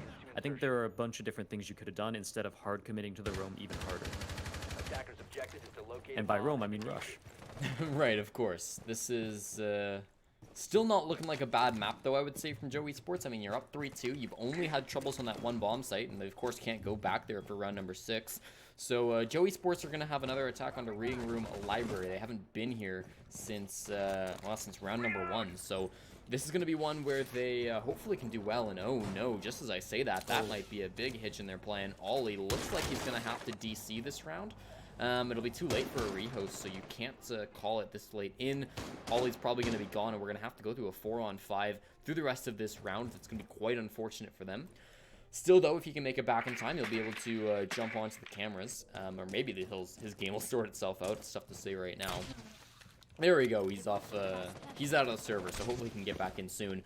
It's been a top-down clear, though, and they've got their guys on the roof fairly quickly. They got to clear out these roamers. The OG is on the mute. You've, of course, got the Vigil being brought out as well. There's no Mozzie this time around, but that's still so much drone denial, and you're going to really struggle clearing these things out. Clicks is kind of just face-checking right now. And, of course, this might have had drones go through this before, but there's none going right in front of him. So it's a bit of a dangerous situation. A C4 flies through, but it finds nobody just yet. The attackers yet to lose anyone other than the disconnected player. I really like how close Yoji and Cobra were playing. Maybe that was a little bit too close as they were like 2 feet away from each other staring at each other, but one of the criticisms I had at the very first round when they tried this defense was that the roamers were playing a little bit too split up so that it was easy for the attackers to isolate them and pick them off without having to worry about a refrag. But when you're playing your roamers a little bit closer this time around, then those sorts of situations don't happen. You can cover each other, so if one person dies, the other one can get a refrag. Vertical play from Geo is not going to bring any fruition quite yet. Cancels the frag grenade as well. But yeah, as I was saying, having people basically pair up on their roams not only makes it so that you can refrag, but it also makes it so that you can keep each other safe while you're rotating back to site. Have someone hold an angle, fire a couple shots to get the attacker scared. The vertical control will now start to work for the attackers as Geo finds the opening frag for them, and he finds the second one too. They're all challenging him through these bars, and they're all falling because of it. That's 2 headshots in a row going in favor of Geo. On the buck now, so he can continue to work with his teammates to utilize his vertical pressure. You've got 35 seconds. You are going to need to get down to that first floor eventually. Rethinking is here, and he's making a lot of space for his squad. You've got just the drone denial operator still on the board. Yoji's going for a flank while Cobra holds down the bomb site. Clix goes for this drop, and he can get in a good position to go for this plant. 20 seconds. Got to keep that in mind. Cobra managed to get the kill into Clix, though, so Diffuser does get down and picked up by Wimpy again. Rethinking is in the bomb site, looking for the Vigil. Does he find him? Yes, but he loses the gunfight. Cobra's with 2 now, and Yoji's here to support. He falls, but will it matter? Yoji rotating back in. Wimpy Kid's gonna have to go for the plant because Yoji's just hiding, and he's got a shotgun too. Wimpy can start the plant now. 2 seconds on the clock. He's getting pinged. This has got to be the end of it. Yoji will walk away, and Wimpy knows that it's over. He'll just get up off of it. The 3-3 split comes through, and Senshi will win round number 6, forcing it to the same scoreline we saw 6 rounds into Clubhouse. Yeah, when it's that moment when it's 0-0, you're on the plant and you watch the Thatcher walk into the door, you know you're doomed. Even if you don't get off of the plant, he's just going to shoot you in the head. So just takes the easy way out on that one. But that was really huge. The last couple frags of that round, because we saw the Vigil and the Mute play perfectly in tandem. First, the Vigil was buying time. He was getting frags as well. K1A, very good gun, low recoil. Vigil is a very popular roamer for... that's one of the reasons, the other one being the fact that he can obviously deny drones from being able to see him. But yeah, he was able to hold down that site alone for a decent amount of time. And that was enough for the Mute to get back to site, for Yoji to cover him, get one more frag, even though it was traded out immediately after. It was still enough time for the Vigil to reload, get himself set up again. And at that point, it was still enough time for them to buy so that the attackers would be forced to plant in a situation where they didn't have time to. Right. It was really good time management, I would say, from the defense to wrap that up, and they were able to lock that one down just based off of time. I think it's smart to run away there too if you're the last player alive. So I think a lot to praise from that hold. We are going into a rehost, unfortunately. Ollie was not able to get back in. It does kind of hurt, right? You just got to say it. It's not fun to lose a round like that where you lose the initial player. They did sort of leverage things and get the advantage back with some good play from Ollie through the floorboards. So, I don't want to say that they would have necessarily won that round had the drop not come in. It's impossible to tell, really, but rules are rules. You can't rehost once you're a while into that round. So they had to just play it out, and now hopefully we can get them back in and resume this game relatively quickly. A 3-3 half. Now, typically you say that, wow, that's got to be, heading straight towards an overtime, a 6-6, if you will. But as we saw from Clubhouse, that's not always the case. Once we moved over to Clubhouse, we saw Joe Esports start to really pick up rounds once again. Is that going to be a similar story, especially here on Cafe, which we say is more defender-sided, and Joe Esports are moving to the defense? We say a lot of things are defender-sided, but so far in this specific matchup, these teams have sort of flipped that on its head. So they've been pretty unpredictable, where in Clubhouse, a map that's probably one of the most defender-sided. Ended up being, I think there were, yeah, after the first half, there were Yeah, 3 rounds won by the attackers, and there's then 2 4. more immediately after won by the attackers. Yeah, so Yeah. it was it was definitely a way to turn that map on its head. So it's hard to say that the side that is typically favored on this map will end up winning the most rounds, considering the way these two teams match up, and again their aggression being pretty on par. Both of the teams are hitting their shots. It's hard to take anything away from either of them. So I think we're in for a bloody second half, no matter what.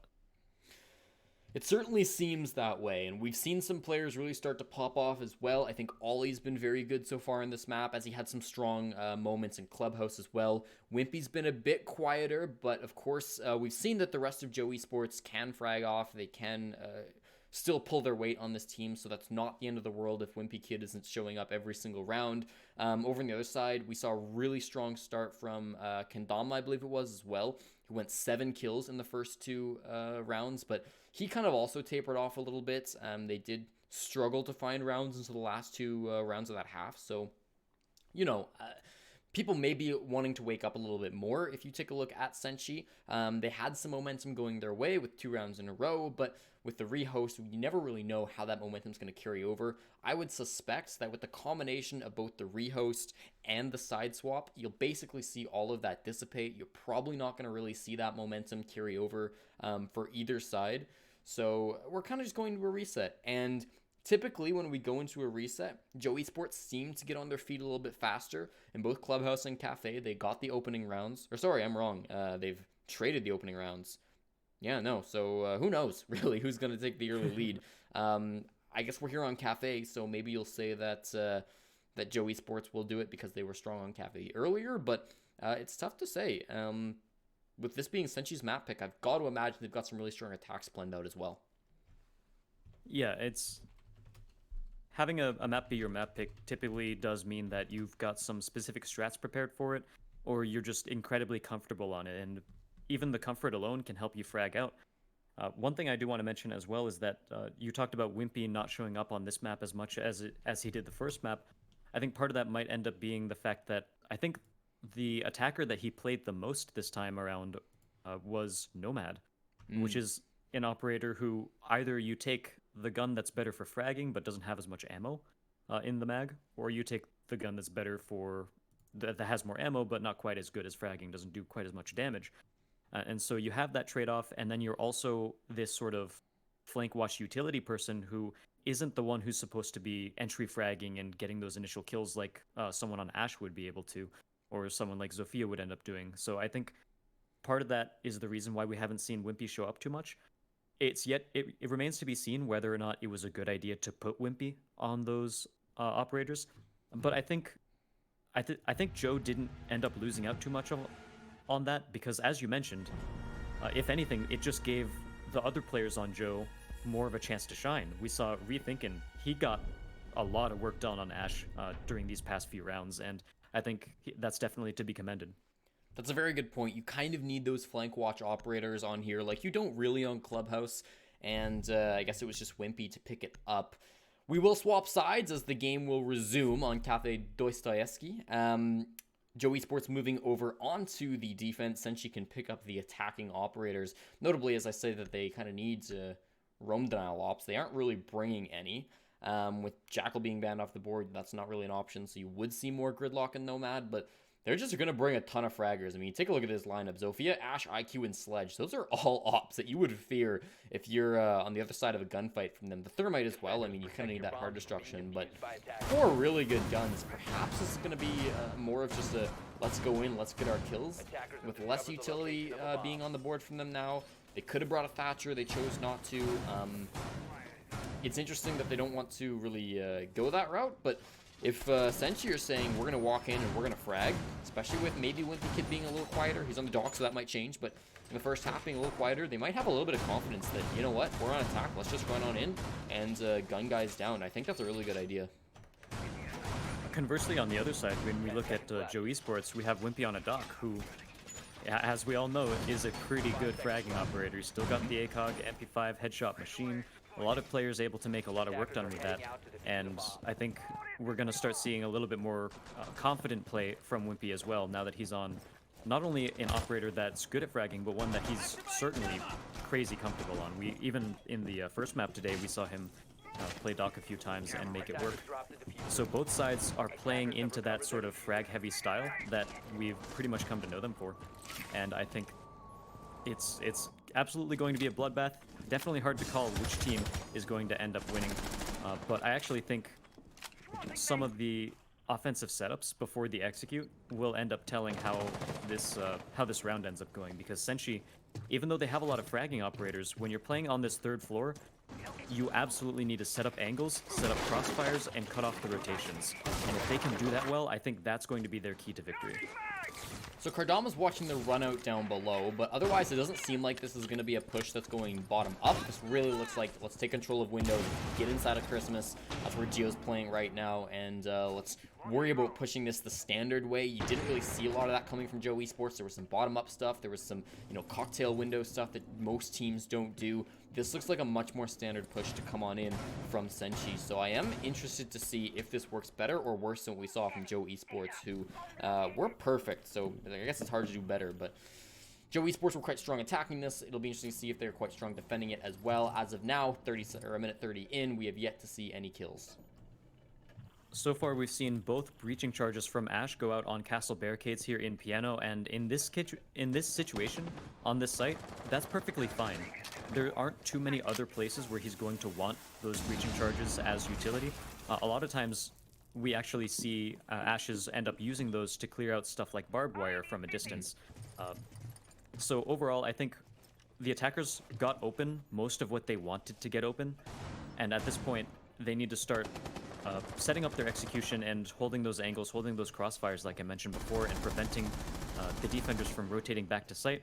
With 50 seconds left on the clock, they're going to have to start speeding up a little bit, as the only thing they have control over is Piano. Granted, that is a very strong position for the attackers, but we do still see so many roamers ready to pounce on a moment's notice.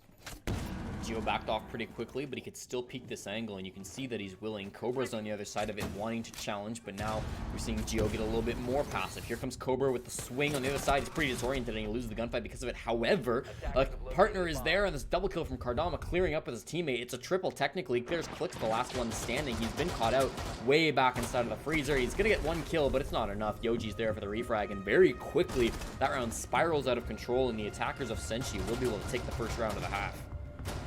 And it seemed like, I didn't catch who it was, but as soon as the castle got downed, there was another player who rushed forward, I think to try to get them up, rather than hold the angle and watch for a chance to get a refrag. So I think that's something that definitely did not play in their favor, and I think, obviously hindsight's 2020, and we have all the information in the world, so maybe, perhaps the defenders thought that there wouldn't be such a quick, aggressive peak after that. But when the time is ticking down, I think it was definitely the right move for the attackers to continue to push that angle, and it was definitely rewarded in that sense. They managed to get both of those frags and one more off of someone who tried to peek that angle directly afterward from Freezer. Overall, I think a pretty strong showing from the attackers in terms of their fragging potential, but I also think it was a little bit too, I don't want to say aggressive as the defenders. Part of it was aggression, part of it was that sort of just unfortunate call in the moment. Yeah, I think it was a bit of a foolhardy move, but as you mentioned, it's very easy to say that as casters with unlimited information. Yeah. In the heat of the moment, those are not easy calls to make, so, we won't rag on him too hard for it. It's also commendable that he put his friend's life first. He wanted to save him. That's true. It takes a good support player to focus on getting your teammate up instead of going for the frags, even when picking up your teammate means that you'll die. It just wasn't the right call, so at least he's a team player. You gotta give him that. In terms of this defense, they're going back upstairs to Bar Cocktail. They're bringing relatively the same operators. Wimpy's obviously the big change-up, going to Goyo instead, and he's going to be the one playing around Piano, so they're changing some roles up as well in terms of who's playing where. The attack doesn't seem like it's going to change. You're still going to have Kardama, I think it is, just watching the run out the entire round, it seems like, not moving from that position, just waiting for somebody to get aggressive, which it doesn't seem like they're going to do over on Joe. Either way, though, I mean, they're going to continue to hold this the way that they have been. You're bringing those castle barricades still. You're bringing some more Goyo shields now for utility. You've got a lot of those ADS as well, which can really be important on a map like this and a bomb site like this. So I'm interested to see how the attack changes in results to the setups that are being brought up. But at the moment, it seems like this is just going to be the same round as we saw before. As I say that, Cobra gets the opening frag on Eclipse. Yeah, and that was a pretty good example of setting up a crossfire where we had a player off of the rappel in Piano take out someone who was rotating out of Cigar, flushed out by the IQ. So overall, good teamwork, good coordination there by Senshi, and also good drone work to be able to tell that there was a player in there for them to flush out. So at this point, that gives them complete control over Piano so far. Cobra does have to watch out for these aggressive peeks from inside the storage hallway there. But so far, this is looking to be a pretty similar attacker setup to what we saw from the last round. Geo positioning slightly different. I think it's going to be pretty crucial. He took a lot of early damage and had to back off, but he could still re-peek from the top of White Stairs. Take a look at Wimpy Kid. Probably not going to get picked up for the rest of this round. They might use some utility to finish him off. You can tell that they know he's down there. It's going to be Ollie instead who gets killed, so it's effectively a 2-on-5 right now. Going to be almost impossible for the defense to root it out. Geo is now alone in a 1-on-5 with an ump. He's got 2 Goyo shields in front of him, but that's not going to help him in a retake situation. He's really going to need to push, move around this map a little bit, and give up his Fortress of Solitude that he currently sits alone in. I mean, Kardama's challenging him now, but is it going to matter? Probably not. He backs off as his shields explodes, his teammate goes down, and so does he. Kardama just wins the gunfight as Pete came out from Geo. That's 2 in a row now after the rehost, and if you take a look at before the rehost as well, 4 in a row to come in from Senshi. It seems like they had the momentum coming in, and they haven't lost it despite that long break. And Senshi are looking really strong on this third floor site as well when they're on attack. They managed to take Piano without much contesting whatsoever both times. The second time they ended up getting a frag off of it as well. And after they have the control of Piano, they can just execute on site really, really well. Get their frags, make sure they hold the crossfires, trade each other out. It was very, very nice to see. And at this point, I hope to see Joe, they're going to pick a different site this time around since she just looked too strong upstairs. And now we're heading to reading room and dining room. So this site, definitely the vertical game is still important. You still want to hold the third floor. But at this point, you do still play it a little bit differently. The third floor becomes more of a roamer haven rather than a place where you're trying to hold angles as the defender. So perhaps that'll work out a little bit better for Joe Esports. I honestly think I would have wanted to see them go for a kitchen hold, but perhaps they don't have a strat in mind that they want to run there. Yeah, keep in mind this is the map pick of Senshi, so, you know, Joe, they're a good team. They're a few rounds away from making Challenger League. I'm sure they've prepped for this map and they've done their homework, but still, I mean, you might not be as comfortable all over the place, so you kind of got to play it safe when you're on your opponent's map pick some of the time. They've chose to go down here into the first floor. I am going to be interested to see if they go for any rotations later into the round. For me, this is a map where they can really lend itself to making late round rotations upstairs. I've seen a lot of rounds just tilt the way of the defenders because they make very smart, well-timed rotations. The moment they've got players playing up here who are going to stick around as long as they can, but no doubt, assuming this doesn't fall apart for the attack, they're going to get forced out eventually. Here's potentially the first engagement as Kardama sits on White Stairs, rethinking on the other side. Hopefully a drone goes for him, but he's actually going to make too much noise. He loses the gunfight anyways, though, and his teammate does as well. There goes Kardama, so it's not a total loss, but still, the defense kind of shooting themselves in the foot there as the 2-man push-up White Stairs just worked too well. Finally, Geo's there to get the refrag, so man, it's just keep going against them, though. This player advantage they weren't able to hold on to, and that's going to lift Slippery, tilt things back in favor of Senshi for the second time this round. It's been very quick in the first minute of this game. Yeah, the first minute, and we already have half of the people in the game taken out. And so very bloody so far. The defenders are able to stabilize, however, as the attackers slow it down a little bit. They start relying on their drones a little bit more, and at this point, that's definitely what you want to do as the attackers. With only 2 defenders, you have to worry less about roamers. You have to worry less about multiple angles being held, so as long as you can find what 2 angles are being held by the defenders, you can basically surround them, catch them like a fish in the barrel, and snuff them out from there. Speaking of, we do see the attackers start to push a little bit closer towards site. You've been left goes down as well. You've been left with 2 defenders here, yeah. Only one now and only zero. Oh my Slippery, God. what a round from him. I think it was a 4K as he really started to pop off. Gio the last kill. We'll see the last two here in the replay. Boom, and then boom through the soft wall. Really smart play coming out from him on the sledge. That's going to be 5 rounds in a row from Senshi, who really just started that round explosively and then finished it just as strong. Yep, really feeling the momentum, especially on their attack. And as we've been mentioning, you know, Clubhouse, defender-sided map.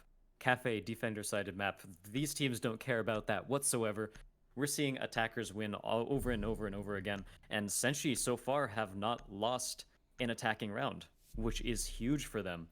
And at this point, Joe Esports, let's see where they decide to go. They are going for Kitchen this time around, which the reason last round I said I would rather have seen them gone Kitchen was because Senshi looked so strong on the third floor. They were able to completely crush those those top floor sites.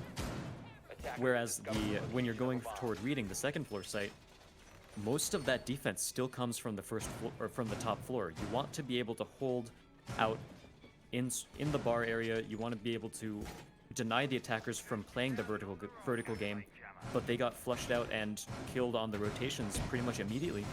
And already that, as we saw, set the round in favor of them from the very start. 10 seconds to They're going to come downstairs, and so the rotation has been through all of the general bomb sites that you like to play on Cafe. As they come downstairs, I do wonder if the attack's going to change. Probably they're going to be doing top down, but they could just do what Joe Esports did, which was play downstairs and just run in through Bakery. Now, did that work? No, it was actually unsuccessful both times. But it doesn't mean it's a bad strategy inherently, and based on their positioning, it doesn't seem like that's where they want to go. Spawning on the south side of the building means they're probably going to take this top down, but still an option if they want to rotate around if the roamers prove just too strong up on this rooftop. At the moment, in terms of the defense, they've got Wimpy Kid up there, they have Gio as well, Ollie's on the second floor too, so it is a pretty heavy mute Mozzie roam. No vigil being brought this time, but still going to be a ton of drone denial. It's going to be so slow to get these roamers out of here. And if they don't manage to do so within the first, 2 minutes, you've kind of wasted 2 minutes doing nothing. And there's a castle here as well, so where I think it was Senshi, on some of their defenses on the last map, they were looking at using Mozzie and Vigil, but no mute, and they were bringing the Valk and the Legion. But I think this setup actually works a little bit better because the castle is one of the main things that's denying the attackers from cutting off your rotations. So as we can see, a lot of hatches broken, a lot of ways for the defenders to rotate back to site if anything were to go wrong. So we can tell that their main goal is to just buy time. And I think that's the proper way to play this sort of lineup. So Senshi now 1 round away from pushing us to a map 3. That will be Coastline if we have to get that far. Joe Esports don't manage to mount a comeback. That's not a good start for them. Cobra gets the opening pick onto Gio. This roam clear has so far not been effective. Or the clear has been effective. The roaming has not been as effective. That C4 very close to getting a kill, but it doesn't. Wimpy will pick up his first kill onto Kardama for this round. He's still roaming inside of Reading, and he's got Rethinking to support him too. These are 2 big fraggers, and Cobra's going to be the one to try to take him. He's not going to be able to do so, though, at least not in that engagement. He gets downed, and Wimpy can easily finish that off unless he gets pressured by the enemy team. Rethinking still trying to come around for a bit of assistance. These grenades stalling him out a little bit. Yoji finds Ollie as well down below, so these roamers not the only action that's going on. Slippery now about to find a gunfight. He's not aiming at the right level. Doesn't mean he can't flick down though, and Wimpy just doesn't challenge. Still Cobra sits on the ground. Now Wimpy's not looking, and so Slippery's going to be able to get that kill and pick up his teammate. A 2-on-4 for the defense. They have to clutch this if they don't want to get sent to a map 3 of Coastline.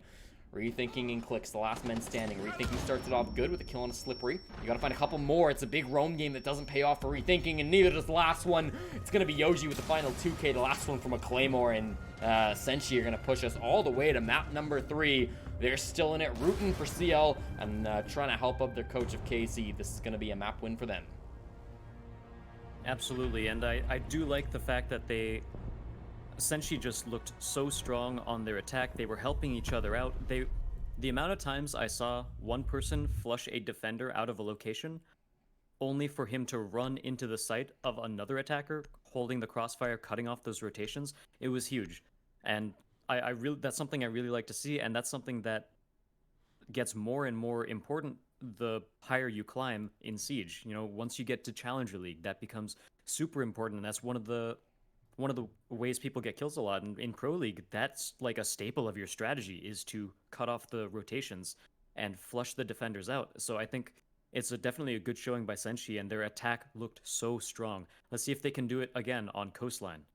We sit 1-1. We're going to throw it to a short musical break, but don't go anywhere. Of course, Coastline coming up next. The decider map for Challenger League between Senshi and Joe Esports.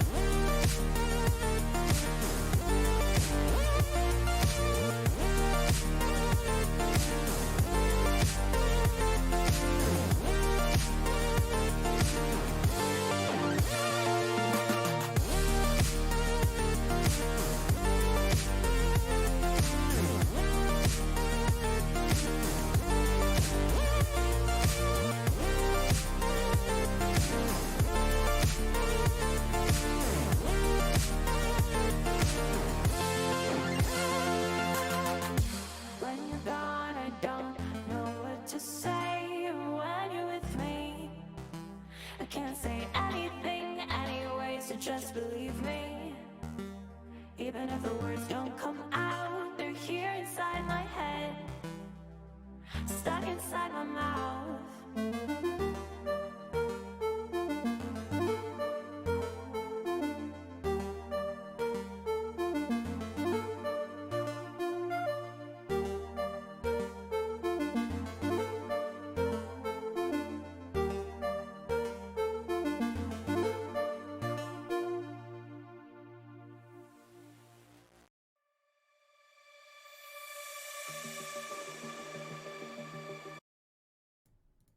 Welcome back, ladies and gentlemen. The final map will begin very shortly between Senshi and Joe Esports. These two teams playing for the final spot in North American Challenger League season number 11. We're going to be on Coastline for this one, and it will be an intense match. That's all I can promise you. No bets on the victors. Here we go.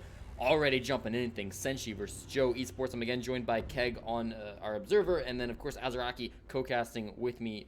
Notably also 4KZ. It's going to be the name that Senshi are rocking in this match today. That's for their coach. They're playing this game for their coach as well as for Challenger League, who currently has cancer, so they really want to try to throw some support his way. We're already in the band, so Azaraki, and Buck is the first operator off the board.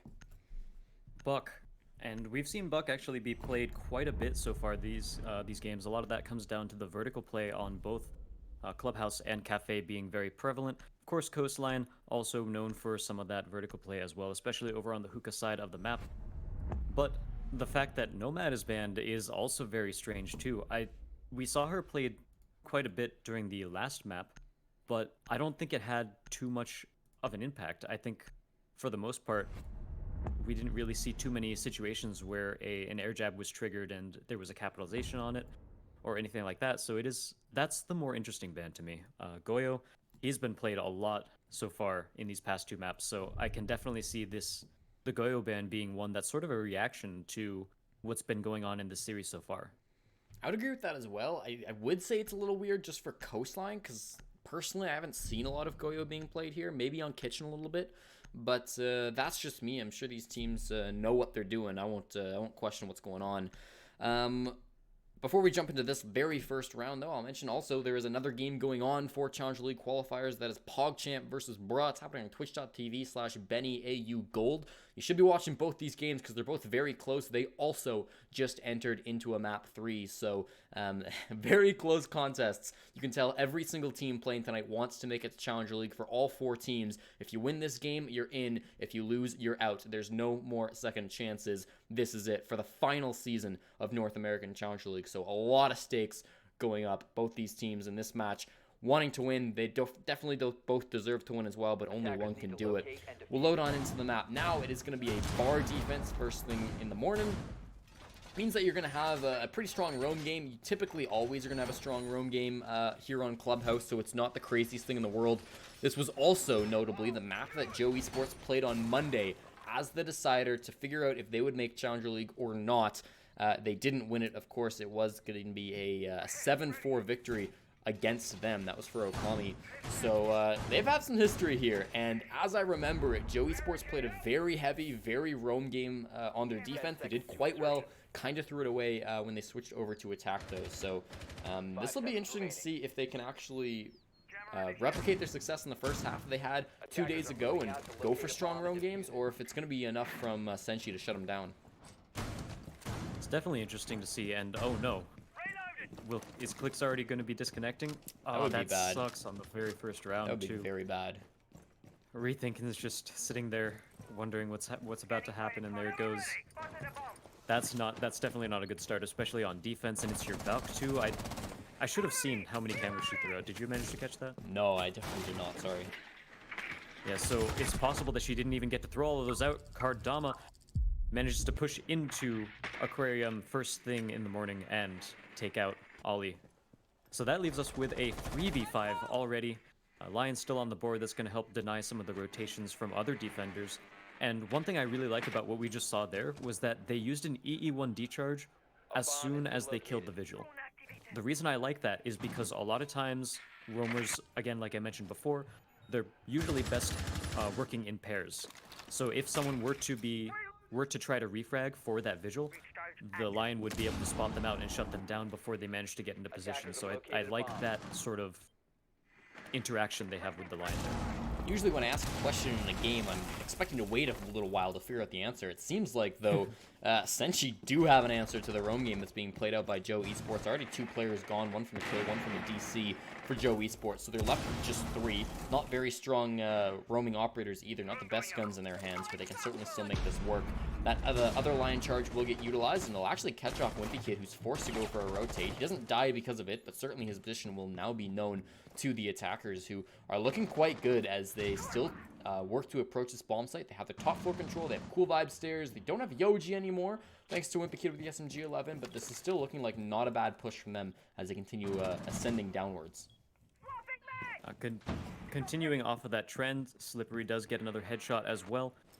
And so at this point, we're seeing a pretty commanding lead for the attacker side. Unfortunately, part of that is off of the back of a disconnect, but they have still been playing very well to get the frags and to also shut down any possibility of a refrag, again, with that EE1D, as well as the rest of the team holding angles. Wimpy seeing what he can do, pulling out the shotgun, commanding cool vibe stairs right now before his head gets taken off by Kardama, who's gotten himself a double kill so far. Now we're just rethinking, left him on site alone. Cobra peeks around the corner, takes him out with the R4C. Wimpy could see the ace clutch in his eyes. He still had a teammate up, but he was really going for it. Had 3, unfortunately couldn't find the rest of them with the shotgun and cool vibe stairs. And then, yeah, rethinking also not able to win the long angle engagements. I've casted Wimpy enough times to know that he's very capable of making plays like that. Of course, he's a big fragger when he's on. He can get a little aggressive sometimes, but that means if anybody's going to get an ace, it's going to be him. Again, I've casted this guy get some very crazy plays. I've casted some of his aces before, and he's a strong fragger. He can win those games. Unfortunately, this time it's just not enough. The rest of his team not really on the scoreboard either. As you can see, zeros across the board. Maybe don't be too hard on though, because again, they did have that very early disconnect. So yeah. How dare Clicks have a 0? Clicks, you got to get those numbers up. You can't get a frag before the round starts. Come on. That's fair. That's fair. But the rest of the squad certainly maybe a little bit weak that round. They're gonna come back to it though. I mean, I think that's probably the right call. Clicks, as you mentioned, not really having a big impact as he had to disconnect. So hopefully with 5 alive, they can make this defense work a little bit better. Oh, and they're upstairs. What am I talking about? Yep, and the way you hold both of these sites is slightly different, but a lot of it does come down to having control over hookah and billiards, because if you're playing Blue Sunrise and you basically let the attackers have the second floor space, then even though there's not a buck on the board, we still have operators like Ash, Sophia, and even like Attackers are moving out to locate a bomb and someone like IQ can bring breach charges if she wants to play that vertical game a little bit more on coastline. Definitely makes sense that she's taking the Claymore to cut off some more rotations. But when you're in a situation like that, a lot of times the most important thing to a Blue Sunrise defense is holding the second floor. Wimpy with a C4 trades it out for most of his life, but he does pick up Slippery, and that is the hard breach off the board. You're going to be pretty happy with that trade if you're Wimpy Kid. I mean, it's not the most crucial thing to have hard destruction on this map, but if you're going to be bringing hard destruction for a map, it's probably, or for a bomb site, it's probably going to be this one. So that's going to make the cocktail area a little bit stronger to play if you're Joe Esports. That's going to give Geo certainly a much easier time staying alive and denying this plant with his toxic canisters. You can see he's here right now and in a very comfortable spot. So that's still a very impactful frag, and I think Wimpy Kid's going to be quite happy to be able to pick it up with that C4. He's now got 4 so far this game, and still the only member of his team that have managed to find any kills. But yeah, an early loss to come in from Senshi. This is definitely looking much different from what we saw last round. And the lack of the hard breach means that they can't open up the... There's a wall in VIP leading out in the hallway. We just saw it on the Valcam, I believe. And that opening up that wall allows you to sit all the way in the back of VIP and cut off angles, cut off rotations between sites. So you can basically separate hookah and billiards and call them completely different sites because you have control over those. But without a hard breach, there's no possible way they can do it now because it has been reinforced. It's actually one of my favorite spots to play as an attacker on this site, especially against people who are a little bit newer and don't quite know about it. However, Ollie is going to be able to pick up a frag through a long angle all the way down on Cool Vibe stairs, and kill after kill comes out for the defenders. Geo manages to take the last headshot there. Pre-fires Ollie just having fun with that LMG right now, as Murdy is the only one left alive as Lion. You can tell that a lot of the strategy must have really relied on Slippery staying alive and being able to open up the cocktail angle as the Havana, because they kind of just spent the next like minute and a half not really doing a whole lot. They were standing around. They did get control of Aqua, so it wasn't literally nothing, but it wasn't a ton. They didn't get any frags, which was really important. So they walked in, they did pop the EE1D, but the defenders didn't need to move to be able to gun down 3 players in a row, and so just like that, a snap of the fingers, and Joe Esports have eliminated the board of Senshi, and you leave, well, Murdy all alone in a 1-on-5. Essentially unwinnable. I'm just going to assume, like, this round is over. Just good aim from Joe Esports. They had the angles already set up. The Lion maybe not affecting them so much because they weren't really on roam games. They were more so just like hunkered up on the bomb site, which meant that they could stand still, shoot their shot, and win those frags, leaving Murdy in an unwinnable situation. There he goes, finally taken out by the Alda of Ollie as his second of the round. And a tied game 1-1. So, you know, I think you're not happy about that first round, but it's good to see that they can have a strong round number 2 and just keep their morale up, because this is a very important map, and losing somebody to disconnect earlier on, the very first, well, player loss of this game, could have very easily spiraled into a loss for you. Yeah, that sort of thing definitely puts the momentum against you when that were to happen, especially because it depends on the type of person too, right? Because I'm the kind of person where if I make a mistake, it's like, oh man, I'll learn from that. It's whatever. If my computer messes me up, then I get pretty angry because it's completely out of my control, or servers or whatever it is. So it's good to see that they were able to bounce back and basically win that round despite such an issue at the start. So that does even it up 1-1, and now we're going to see the third site so far on this map. Pretty much all of them are viable here. With the Mirror Band, Penthouse is a lot harder to play, so I imagine we won't see that this time around, but these other 3 sites are definitely popular, all in their own right. And all of them pretty much focus on keeping control of the rotations, the roamers, the second floor. As you mentioned at the start of this entire map, this is a pretty roam-heavy map, and it's a pretty roam-friendly map too, so we're going to see a lot of that all over the place. Yeah, and just based on the playstyle of Joe Esports, you anticipate them really taking advantage of the fluid nature of this map. You typically want them to be moving around quite a bit. You've got a little bit of drone denial being brought. You've got a lot of just good guns all around being brought as well. Of course, the Alda, but you've got rethinking on the Jaeger as well. I mean, the Legion's got a pretty decent gun as well. Commandos there. You've got a lot of different options. So I kind of like this setup coming out from them. They can move around quite a bit. And I think being fluid is really important and can throw your opponents off quite a bit. The Lion hurts you, of course, as we see it is being brought by Murdy for the 3rd round in a row.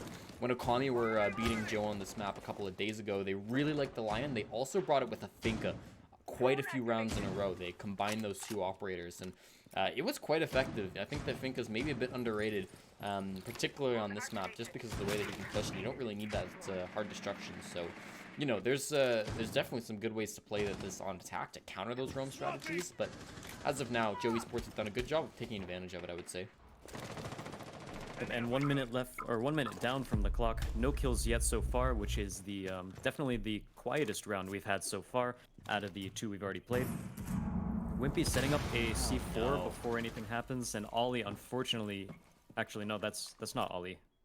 That's No, it was Ollie who left. It was just the player names are messed up on the top because somebody left. Oh yeah, yeah. Because there's 2 places. Yeah. It was Ollie though. Yeah, it shows us 2 quick clicks now, but yeah, it was Ollie. Yeah, so Ollie is that's gone. That's really unfortunate. That's the 2nd time Joe Esports have lost a player. It's different players that have been disconnected. So whether it's their end or Yubi's end, it doesn't really change anything. They're still going to be playing 4-on-5. They're going to be at an uphill disadvantage already, as they hadn't even engaged with anybody so far on this round. Rethinking's on quite low HP as well, so if he goes down, then that's going to be a 3-on-5. Of course, Senshi, they want to win this game, but certainly not like this. Rethinking is in a good position to maybe get the drop on his opponents now, but with the Claymore being set up, and as well as that barricade in his way, he's not going to be able to do so stealthily. Yoji is relatively safe inside the lobby, so the attackers are again in a pretty good position. They've managed to take control of that top floor. They're droning inside of the entryway. They've got to deal with Wimpy inside here, who doesn't have a C4, as well as Clicks, who might. But that's not the hardest thing in the world to go up against. He does still have his Nitro Cell. There's your first engagement from Rethinking, whose flank did work out. He's got a second one, actually, before he finally gets killed. There's Gio as well, getting one for his teammate. So this player disadvantage, they have thrown it away. One player from up top, it's Kardama, who's still alive to get the first kill. Can he get 2 more, though? With 22 seconds of clock and no diffuser, it certainly looks unlikely, but not impossible. 15 seconds now. That timer continues to go down. Cardama doesn't have a fast entryway to that first floor. He's going to have to take the long way around. These defenders have gotten nice, cushy angles that they can just watch. And with so little time, certainly this is over for Cardama. What choice does he have but to run in and go for this plant? He'll start it off now. They get alert the defenders, but there's no time, and so Joe Esports will win it. Despite the man disadvantage, they're going to take the lead in this game, 2-1. Yeah, even despite the man disadvantage, that was a pretty big play from them. And as soon as the attackers started the execute, they actually shut that down very well. Senshi got kind of slaughtered there, as they were holding the correct angles too. Joe Esports, I think a lot of that came from rethinking from an angle that was pretty unexpected. I last remember him around the around blue bar. He was pushing in through there, and I think he just challenged a long angle and broke the first attacker down. And from there, the rest of them didn't have the proper cover they wanted, because they didn't have, or after that, all the crossfires were sort of reliant on each other. And so the rest of it broke down pretty quickly until the only person left on site, or the only person left on attack, was the person playing upstairs trying to prevent the defenders from rotating. So, I don't know if they have a rehost. I'm going to talk to an admin about this one, but they have left. So, give me a moment here as we try to get this one sorted out. I'll leave it back to you, Azaraki. Yeah, and so while we start to see what ends up coming of that, we see basically Joe Esports up 2-1 so far on this map, and their 2 was on the defense. Now, Clubhouse or Coastline is definitely more even than the rest of the maps. A lot of that comes down to the amount of space the attackers have to work with, whereas most other maps are pretty defender-sided. And I think a lot of that comes down to defender gadgets being really, really good at this point as well. You know, when you think about must-ban attacking operators, it's like you got Capitao, and then the rest sort of depend on what the map is or anything like that. On defense, it's like, oh, I wish we could ban out Echo, Mira, Maestro, and Valk, but we only have 2 bans, so let's settle for 2. So that sort of shows that the defender gadgets and utility is pretty front-loaded in terms of their power. So the attackers end up having to rely more on their weapons and the ability to cut off rotations. And Coastline is a map that does lend itself well to the attackers getting a bunch of angles, cutting off rotations, catching out roamers.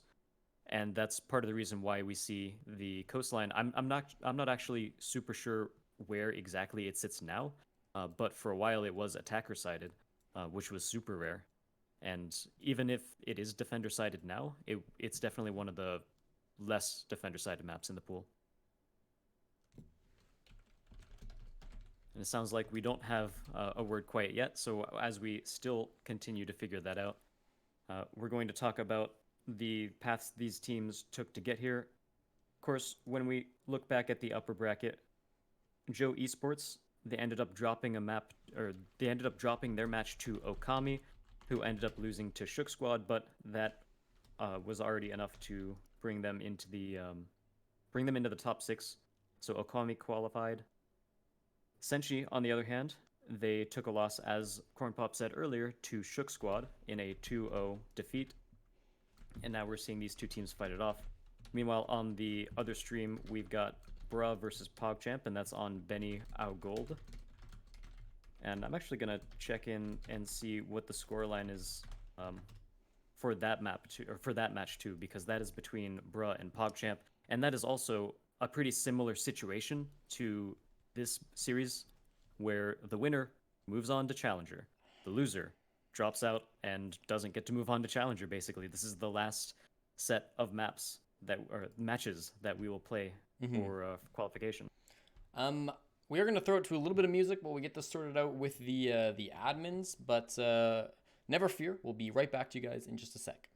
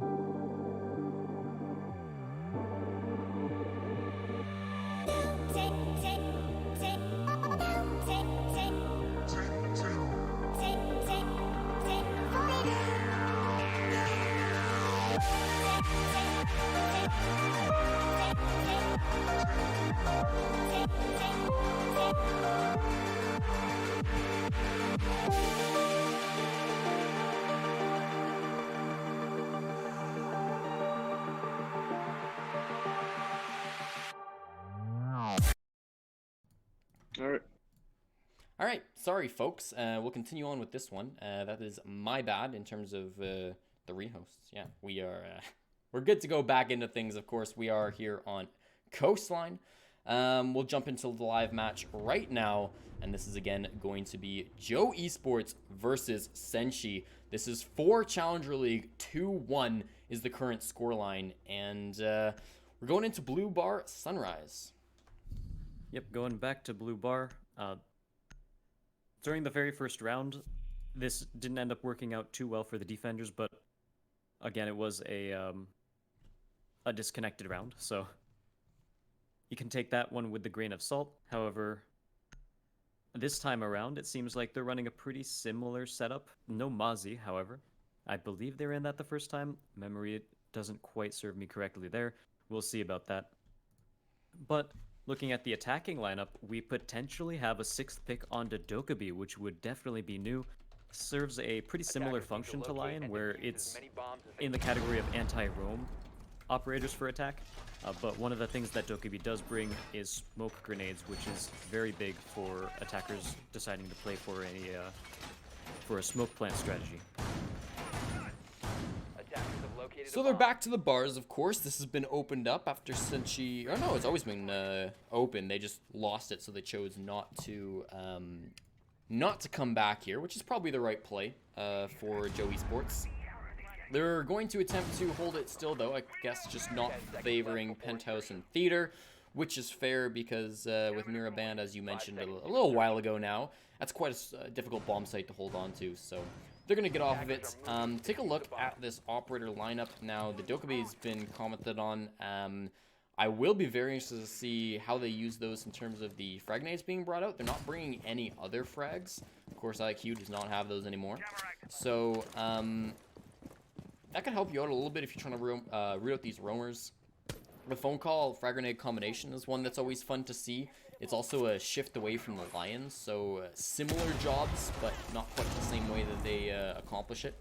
Wasted C4 we're also seeing thrown out by Clicks, so a little premature by him. A little bit of nerves, perhaps. This is a very big game. We just came off of a break, so, you know, should be relatively standard stuff, but that's how it happens sometimes.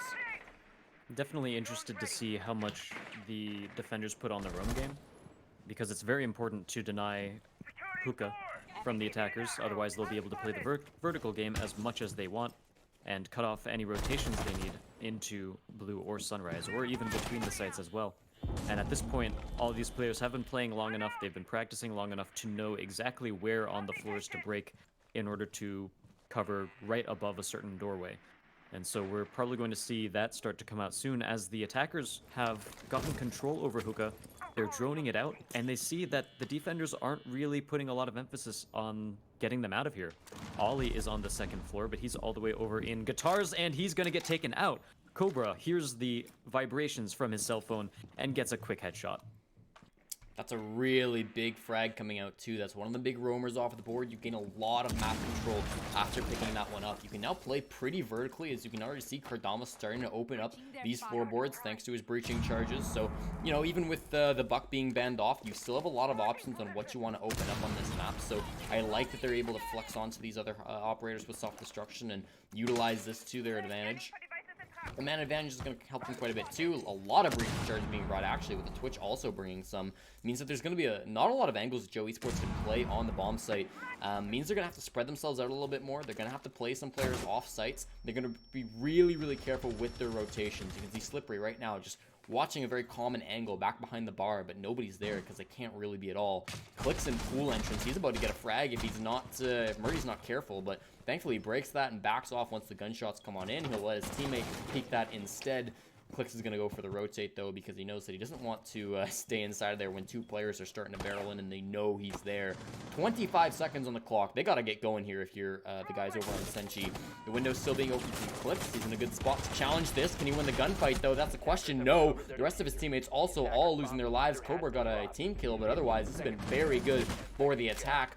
Cobra also does get down, so it's technically a 2-on-2. Another Kardama down. This has actually gone very, very poorly. Wimpy, the last one, still up with his teammates, and Joe Esports take round 4 as well. Excellently done by them to claw that one back after it looked so bad.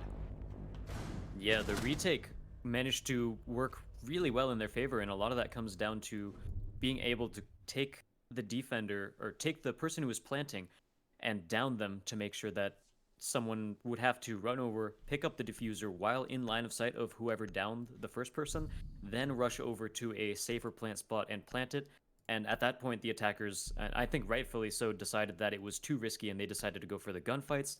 But Joe Esports, man, they held it down. They got the headshots, they got the frags, and that was a very good round for them toward the end. And I really like Senshi's setup. I think they did a really good job of taking the control that they were given over Hookah, opening up the floors, cutting off rotations. I think all of that was good. When it came down to the frags, they didn't quite get those in the end. I think one thing that they could have done better was send someone around to the other side of the map, because it was pretty much all of them over on the Hookah side of the map, either playing vertically or pushing in through Sunrise. And no one could really flank around and challenge those really long angles that Joe Esports had set up. So maybe if they would have thrown those out, they could have made the call to send someone over there to, at the very least, put pressure on them and basically force Jaeger to turn around and look at his back every now and again, or something that would give the attackers a little bit more space to enter into sight.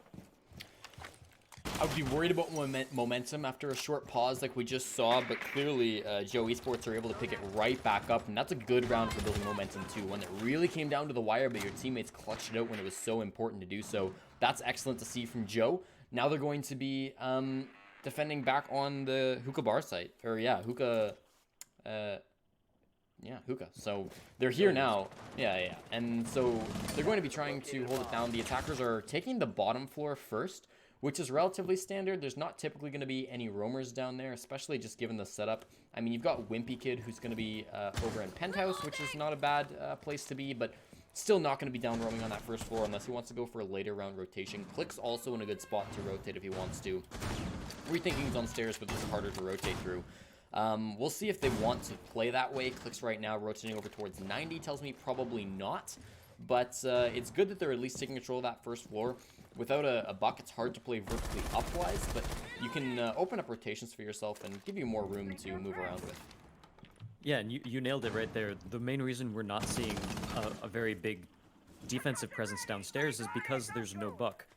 The only real place for this site that you need to absolutely keep control over as a defender is Cool Vibe Stairs. But if you have a player playing Cool Vibe Stairs and you trust that player quite a bit, in this case it's Rethinking, who has been fragging out all day. He's on Jaeger. You don't really need to worry about him. He can definitely frag out. Then you sort of have those Cool Vibe Stairs covered. So if he gets super pressured, then as you mentioned, someone can rotate downstairs, take the long way around, and then flank on whoever's trying to attack up Cool Vibes. But otherwise, he's got it handled. So at that point, the rest of site, if there's no buck, requires you to basically stay on site and deny attackers from getting in. But Wimpy and Clicks are going to be able to get the first two frags. Wimpy is traded out, however, and Yoji takes out Ollie as well. That's the Maestro down. Pretty big gun there. Geo takes out Slippery, and that leads us down to a 2v3. But everything, oh man! A two-man C4 from Clicks manages to close out the round, getting both of the remaining attackers.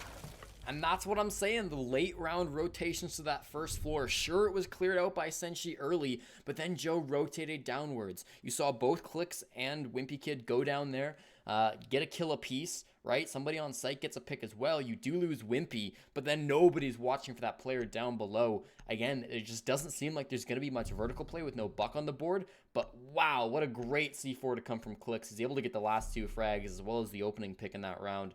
A very strong one from him. That rotation, really, really well timed. And I talked about how on Cafe, like, late rotations can really make or break that map sometimes. And we didn't see a lot of it. Now here on Coastline, where you typically think it's more of like a, well, roamers are going to spread out. They're going to last a little bit longer. Maybe there's going to be less rotations because those roamers are going to be busy just spending most of the round outside the bomb site anyways. But no, we're seeing really good rotations coming from Joe Esports. They get their fourth round in a row now and are looking nigh unstoppable. If they get 3 more, that's Challenger League, and that's it. Yeah, it's Challenger League. Winner of this qualifies, loser, I'd say goes home, but this isn't a LAN, so we'll stay home. Not that they would go anywhere if they made Challenger Series. I don't know where this analogy is going, but yeah. the winner goes on to challenge the league. The loser is out of the tournament. 5 seconds left. And so now, as we turn our attentions toward this, we finally see a Jackal on the board. We haven't seen it so far all day. Last round, or last map, it was banned. And this time, they're going to be bringing it. Wimpy pre-placing a C4. I believe he has a cam up there, something that can spot it so that he can activate it whenever he wants. But yeah, the Jackal is an interesting pick, and I think that's a big reaction to what's been happening on the side of Joe Esports, where the roamers have been able to take control of these rounds. They haven't really been challenged too much. The Dokkaebi didn't seem to work. The Lion was successful to an extent, but they were still losing too many gunfights. So I think the Jackal is a good adaptation here. It might be a little bit too late, though, as they're already 4 rounds to 1. It also feels perhaps a bit panicky, right? You're bringing a lot of this counter roam operators now so late. Maybe you're not so experienced with it. You're just kind of throwing stuff at the wall and hoping that it sticks. Certainly downstairs rethinking he's being tracked and he's trying to not die because of it. He knows that vertical pressure can be the death of him if he stands still with these jackal tracks for too long. Clicks, however, gets the C4. He continues his streak from last round. That's 4 kills in a row from him. There's another C4 by Wimpy, this one not as lucky to connect, but with Kardama off of the field, you're quite happy getting that opening pick, and some great play from Clicks now in these last 2 rounds. And we have another challenge, and Slippery is going to take out Ollie. Unfortunately, Ollie hasn't been having a lot of impact on the Maestro here, despite being in the hands, or despite having an Alda in his hands. Super good gun, tons of bullets, and yeah, he was just been getting headshot over and over again, being one of the first deaths for his team, which is definitely not something you want to see as a Maestro. It means that you can't control those cams after the round is over. The rest of your team can still look through them. You can still look through them as you while you're dead, but you can't rotate them. You can't use them to deny any plants or anything like that. We see Wimpy taking another flank onto Yoji, taking him down as well as he's sitting in security. So far hasn't really been droned out, it doesn't look like, and so he's just going to be able to rain terror and cause the attackers to continue rethinking their strategy. So it's a 3-on-4, but you still have a lot of these counter roamer measures, and you've got an R4C on Cobra, so you've still got a great chance to win this round. You can see Murdy in a good plant position. His teammate of Slippery does fall, though, with Wimpy the cause of that. So now you're in a little bit tougher spot. If you want to plant, you're in a tough position, but he gets the kill. His teammate dies, and this deagle from Wimpy comes out. A huge round to come in from the premier fragger of Joe Esports. They get 5 in a round, and again, this looks like it might be the end of it. With 5 rounds in a row, the entire half going the way of Joe Esports, something needs to change for Senshi, or else this is going to be their time in Challenger League coming to an end. And we also have to note that the only round that Joe Esports has lost was one of the 2 rounds in which they had a disconnect. And so that's pretty big too. And it was, if I remember correctly, it wasn't a completely one-sided round either. But it looks like we will be having another rehost, as this time it's on Senshi's side. Yes. So we'll see what happens with that one. Yes, they can. There can be 2 rehosts if it's different teams. So they will all disconnect, and we will wait for their return. Now, they will definitely like that momentum halt over on Senshi. It's never great to lose a player, but it did happen at a good moment, and they can kind of use that to their advantage. Slow the game down for a minute, right? I mean, this is one of those times where if you're at a LAN, you're taking your tactical time out. Maybe you were a few rounds ago, but, you know, they definitely are going to appreciate having a little bit of time to talk with their teammates, you know, figure out what's going wrong, put that behind them, and focus on this this next half when you're going to be defending.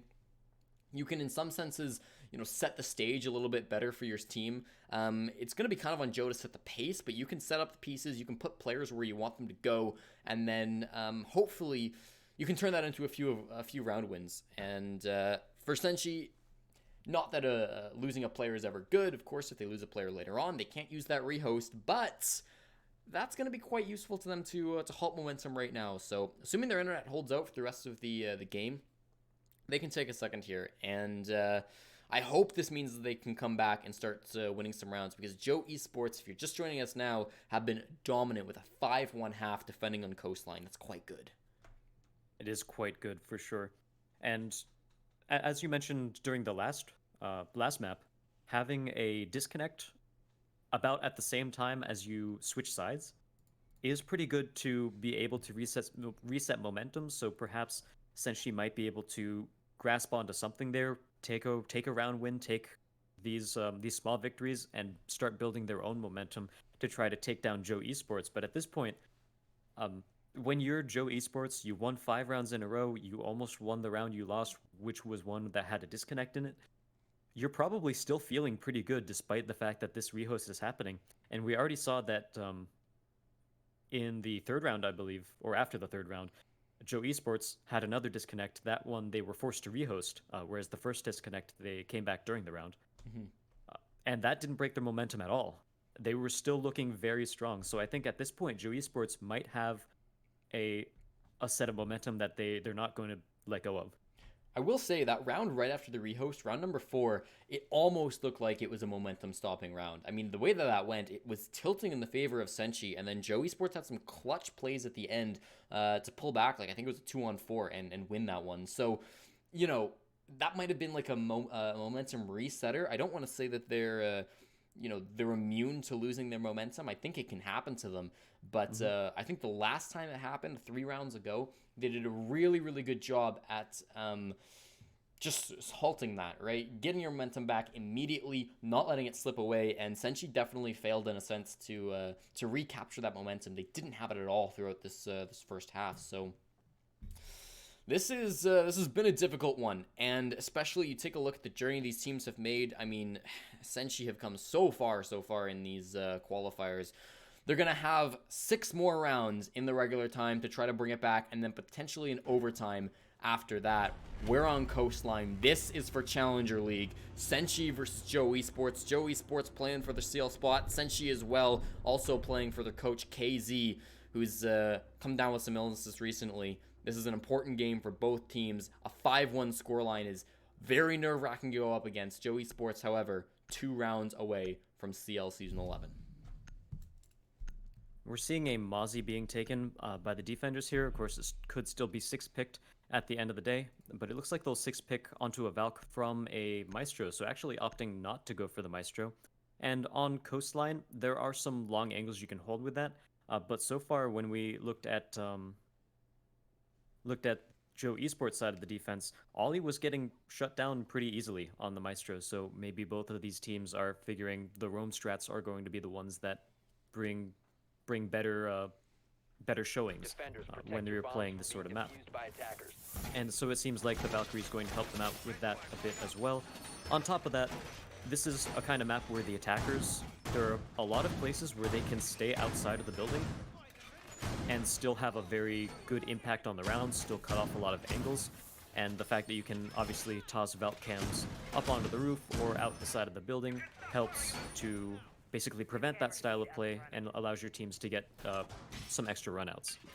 So I want to focus on the tools being brought by Joe Esports in their first attacking round. It's quite different from what you saw being brought by Senshi. They've, of course, first of all, got the Ying, which is weird. You don't often see Ying get played here. They did play it last time they were on this map 2 days ago.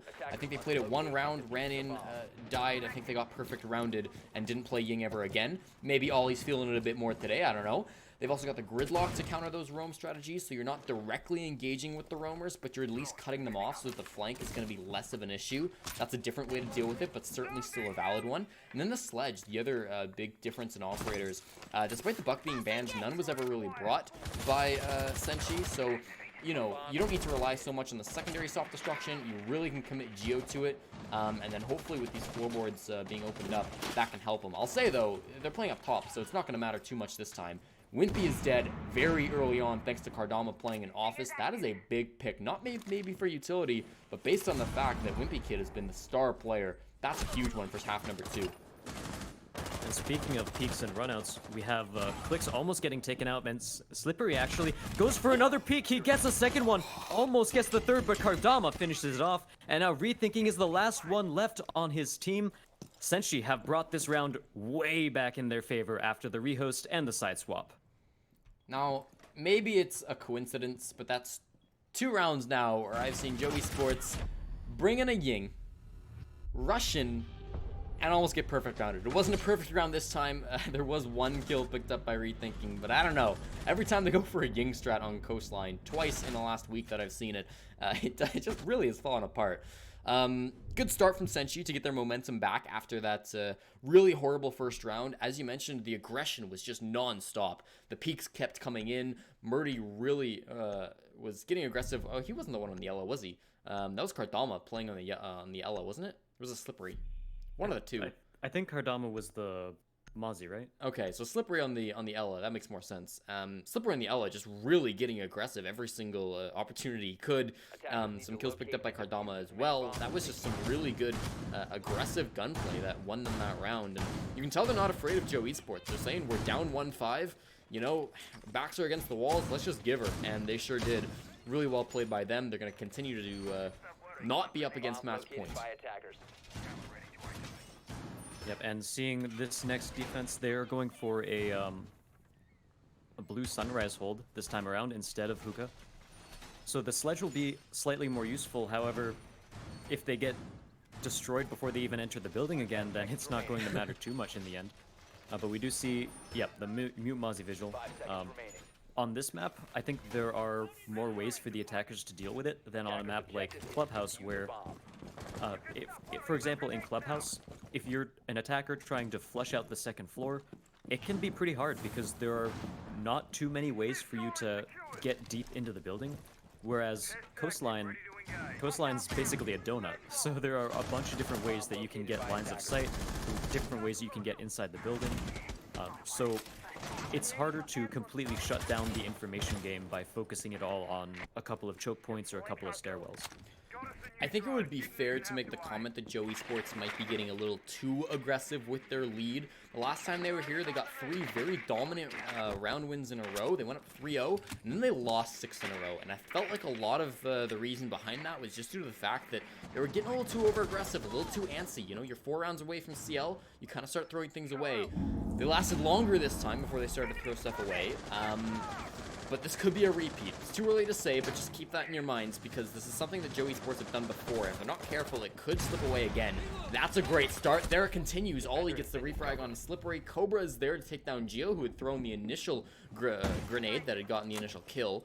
So a good refrag eventually, but this is still a player advantage in favor of Joe Esports. They're losing drones to Mozzie Pets now too, which is really, really good for them. With a minute 30 on this clock, they could be 3 kills away from getting match point.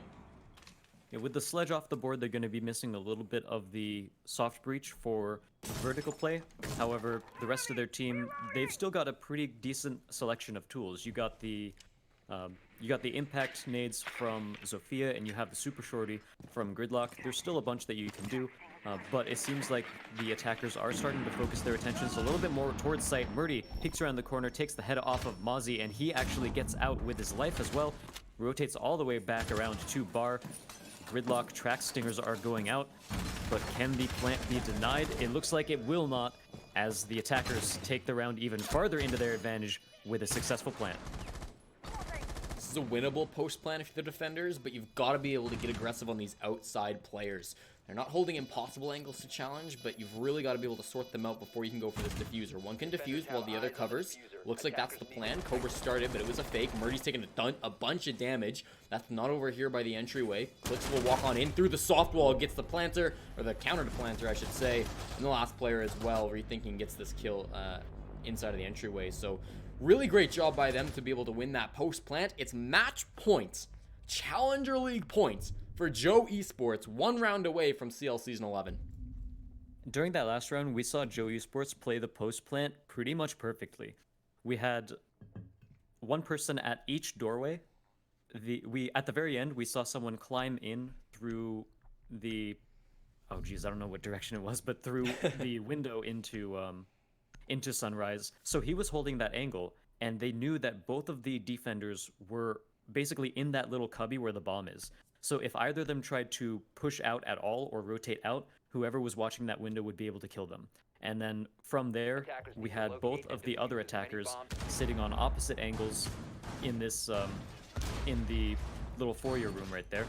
And they both peeked in at the exact same time, both got their kills at pretty much the exact same time. So it was very hard for the defenders to do anything about that, because even if one of the defenders had won that fight, then the other one still would have died, and they would have had to contend with one person in front of them and one person in back of them. So I definitely commend Joe Esports for that one. Round number 9, match point 6-2 in the final map of North American Challenger League qualifiers for season 11. Joe Esports so close to the goal they've been working towards for so long.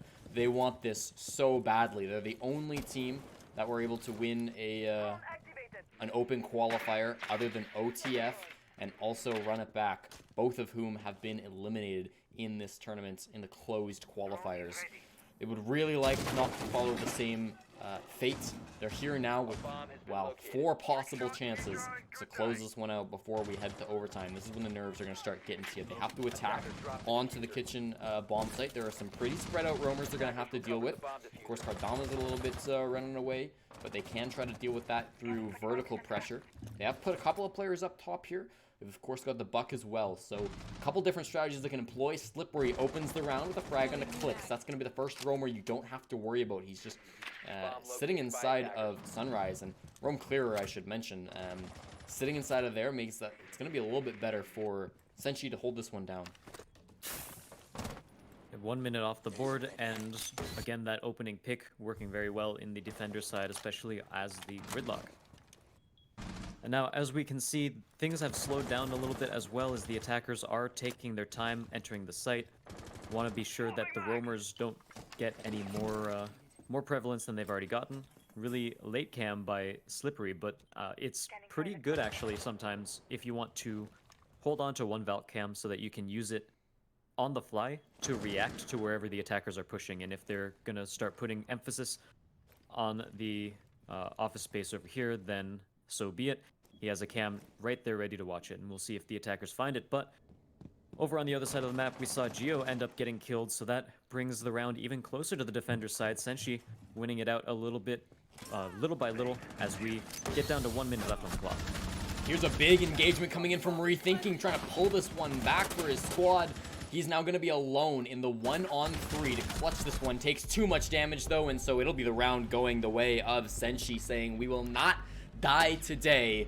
Joe Esports kind of lost control of that one early. It didn't get a whole lot better. The entryway into the bomb site just not working out. That's going to be a third round on the board, I should say, for the guys on Senshi. 2 in this half and then 1 all the way back in round number 1.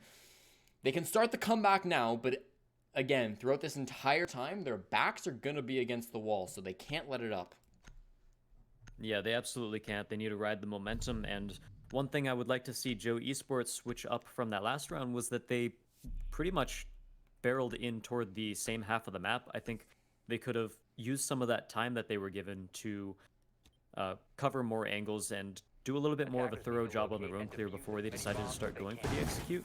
Because we saw as soon as they started to push into sight, it was just complete shutdown by Senshi, 1 kill after another. But they will absolutely take that win as Joe Esports decide to switch things up a little bit more, as well as they bring a Dokkaebi as well as the gridlock. So these operators serve different roles in terms of the roam clear, and Cornpop has been saying it all night pretty much, or all map, since we haven't seen gridlock until this map, which is kind of strange to me. But anyway, gridlock is good for shutting down the roamers trying to rotate back. Dokkaebi is good at finding the roamers, so it is sort of an interesting pairing to have both of them at the same time. It's possible that we're going to see the gridlock play more towards site and cut off the rotations to get back onto site, while Dokkaebi sort of on the other side of the map, maybe split up into 2 different teams, one for roam clearing and one to pressure site. We'll have to see what they do with this. Senshi feeling a little bit less bold than perhaps the first round after the rehost. They have relatively just stuck to their strategies, been holding on to the site. Yoji bringing the dock, but nothing aggressive coming out from him. They're still 1 round away from defeat, so they've got to be very cautious in their movements. Cobra is on a bit of a far roam. He's over towards the top of lobby stairs at the moment, roaming in towards luggage as well. So he can get a little bit flexible, maybe try to deny that backwards push that might come in from Joe Esports if they want to push that way. He's rotated to 90 now.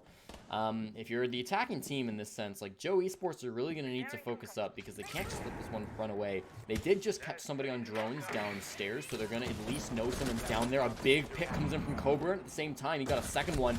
Does get shut down in luggage eventually, so it's not too big of a man disadvantage. From down below, Cardama's got the C4. Once again, there's two players from Joe Esports. Have to bear all the weight to be able to close out this round if they want to be able to take it right here. Beautiful C4 by Cardama to take advantage of that situation. And unfortunately, again, Joe Esports, they've been basically pushing most of their effort on the same room, same side of the attack. And it just hasn't really been working so far. They weren't aware of the big flank coming in from Jaeger, and it was about 2 minutes 2 minutes left in the round when that happened. Definitely early enough for you to watch out for those sort of roam plays, and you also have a Dokkaebi and a Gridlock. It's really unfortunate that they didn't completely clear their backs before they went for a play like that, and now they're definitely paying the price as Wimpy is alone on site, but there is so much denial ready for this. If he decided to start going for a plant, decides to pre-fire through the wall a little bit, try to catch a C4 catch someone throwing a C4 before they do it, but with two of them on the board, they can feel free to just wait it out and start to play for the execute. Ju and Wimpy know they've got a lot of time to play with. They don't have a whole lot of other advantages, so they're going to use this one as best they can. Here's Wimpy Kid showing off his aim and another opportunity to equalize these numbers, but no, Gio's going to go down instead, and there goes Wimpy as well.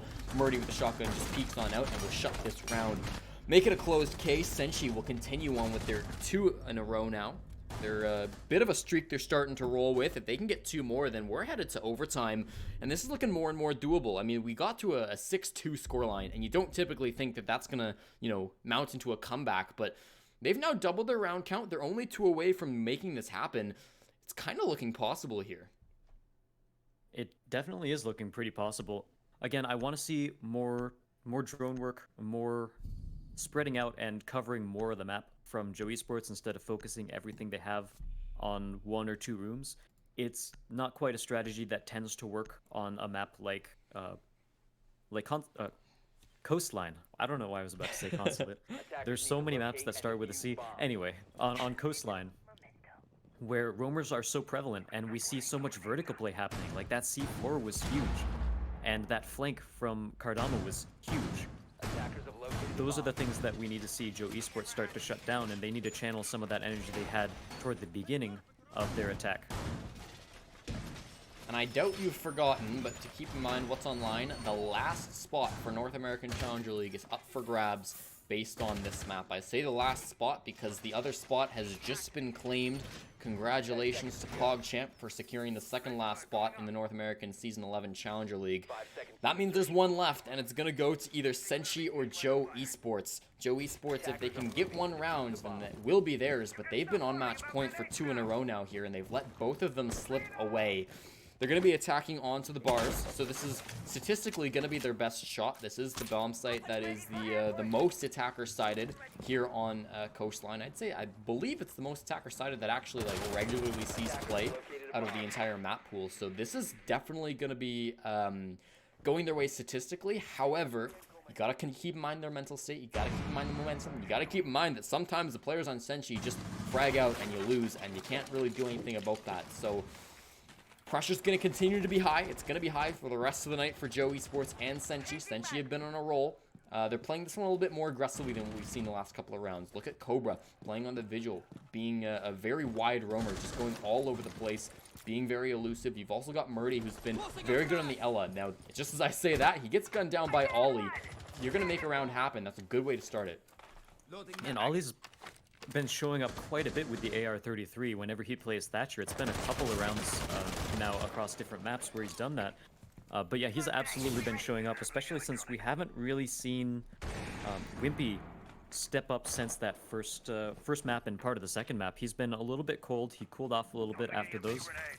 Hopefully he can pick it back up, help lead his team to victory, but even if he can't, we might see Ollie step in to take that spot. Cobra going for a peek as soon as he sees the frag grenade get launched out of the window, or out through the window, and he takes off the head of the sledge.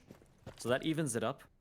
However, with 1 minute and 20 seconds left on the clock, the attackers, again, haven't really gotten too much space. They've gotten a pick, but they're still all focusing on this hookah side of the map, and they're not quite clearing out the roamers.